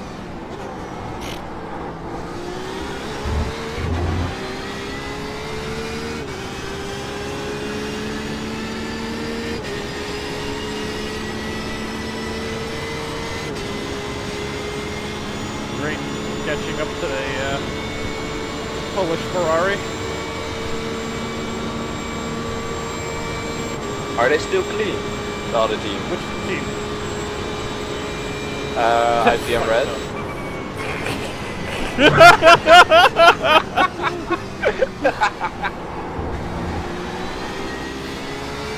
The real question is, did Enrico crash? Yes. But Pete crashed first. Disappointed, but not surprised. Nah, Pete had technical problems. His wheel, somehow the calibration on his wheel or something went completely crazy, and it just turned his car straight to the right, twice into the wall. Random. Yeah, weird.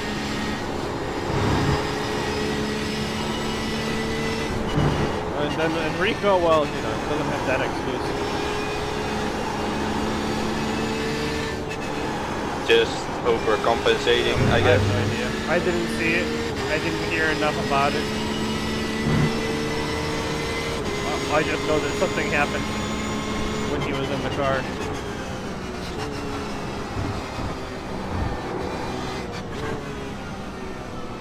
Blue flag. They also have 2 less experienced drivers on that team as well, so I wouldn't be surprised if something happened with them in there too.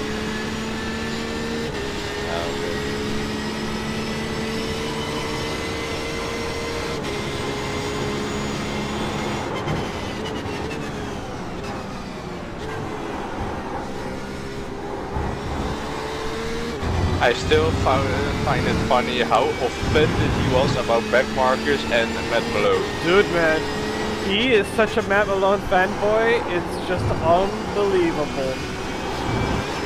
He's a Maloner. He's a total Maloner.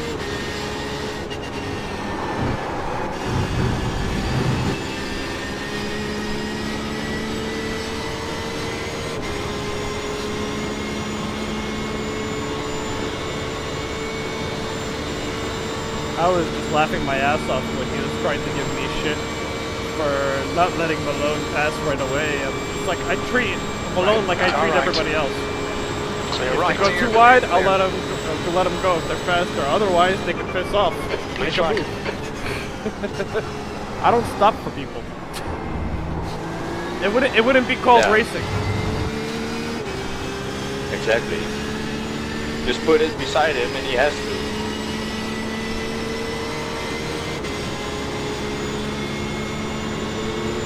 Catching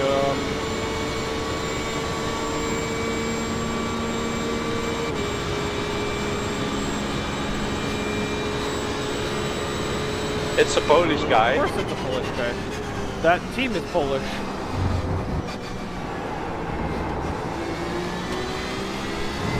They only have Polish drivers.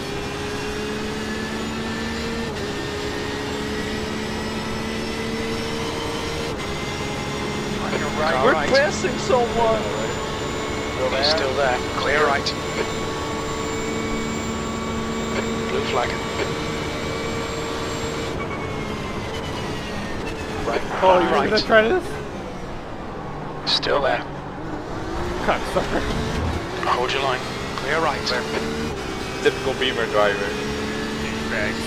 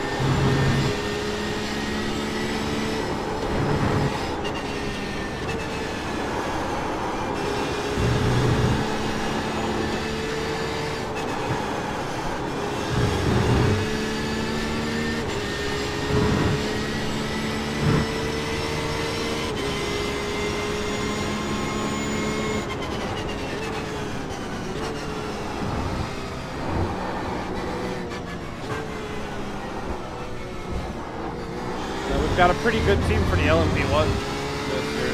They're doing pretty well. What position are they in? P6 fighting for P5.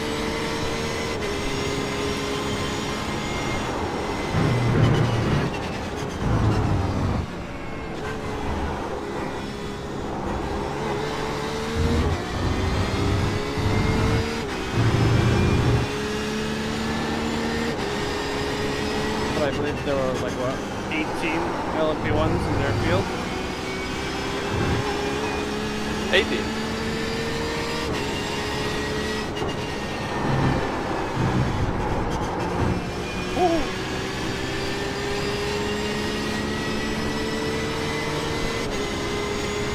Barely avoided.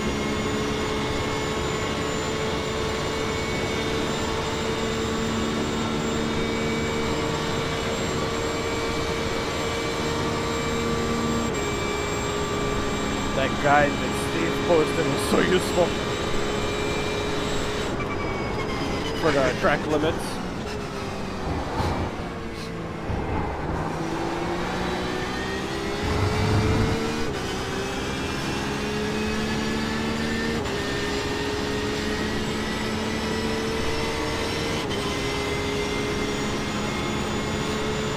Now it's only a slowdown when you make a mistake.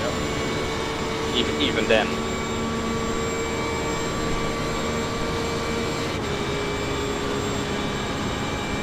Once you know, there's really no excuses.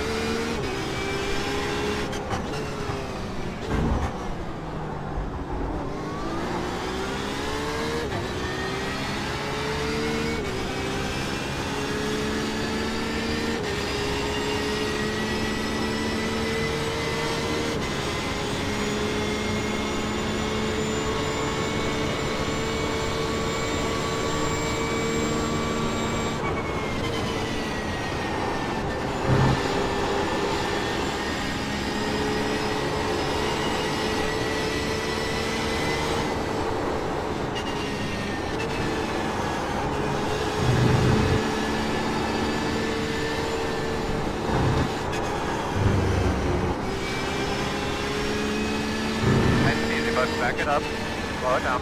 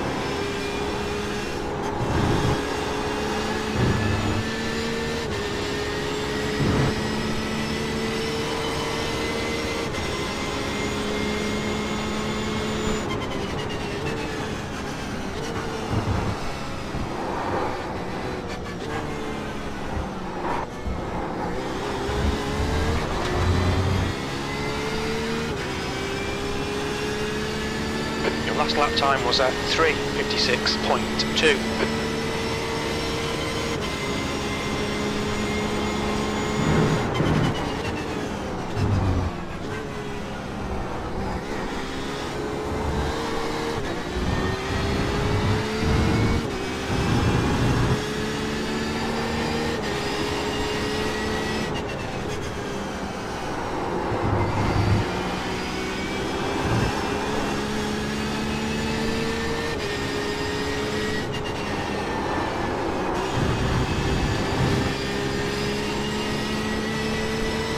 My man, keep throwing them down. Can't be too long till we got a pit.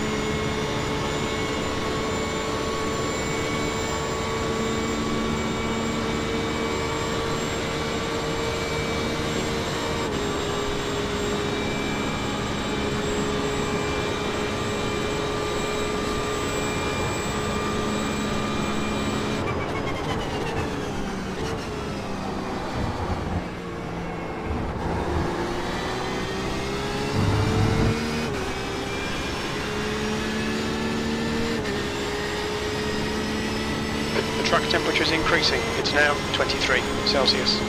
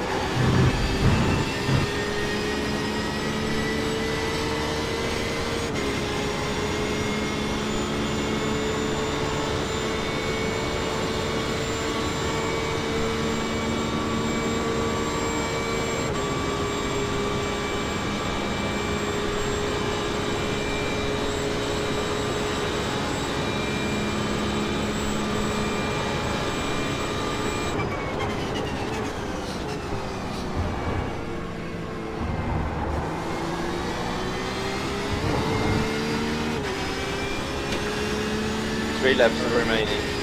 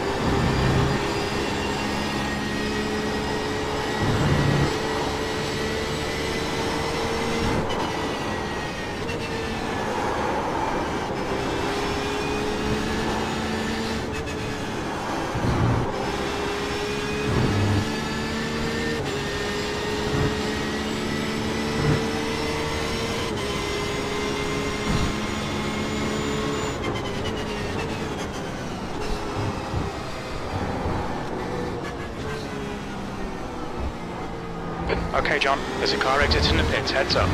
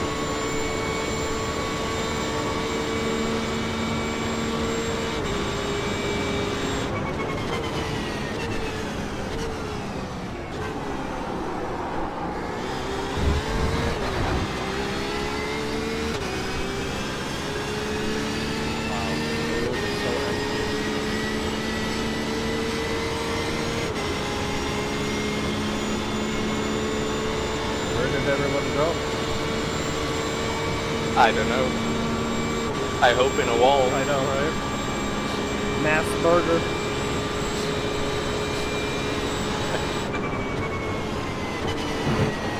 There's a car approaching 8 seconds behind you, and there's a car 20 seconds in front.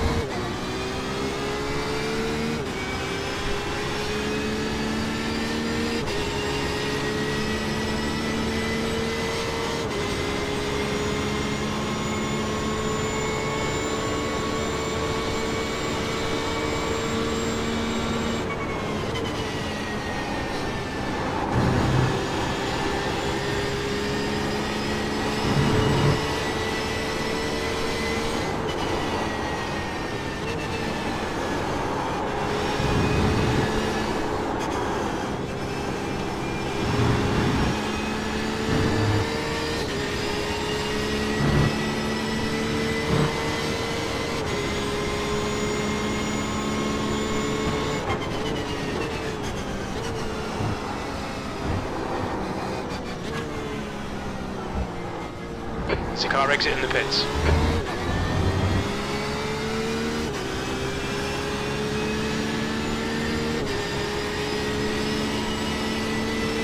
Good consistency. Keep them coming. Blue flag.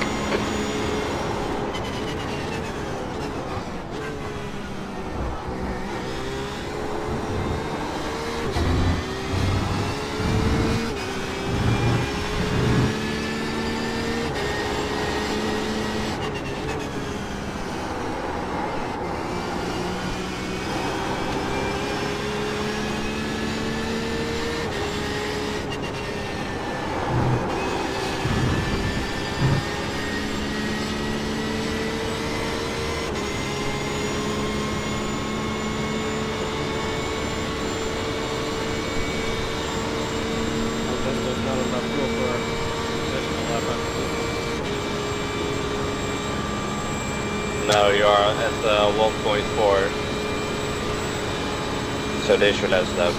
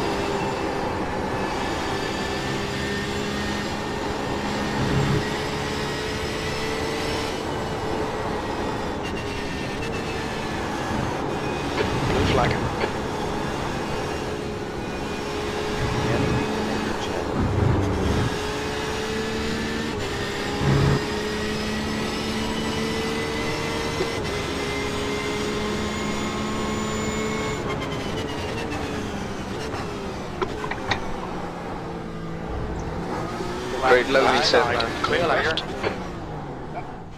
Great lonely Yeah, stint. very fucking lonely.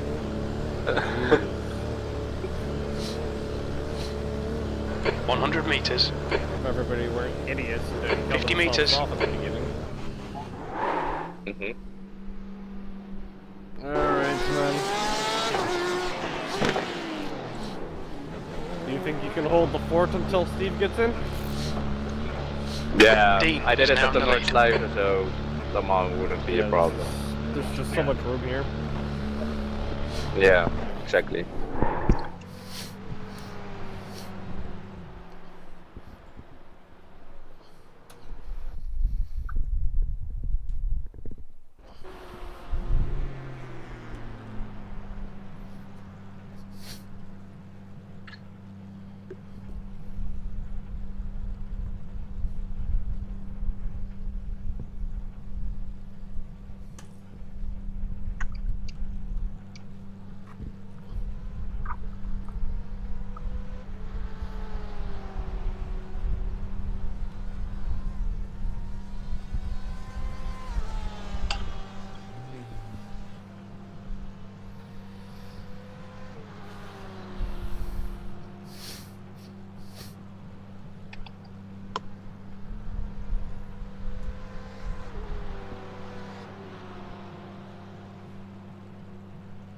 Pit exit is clear.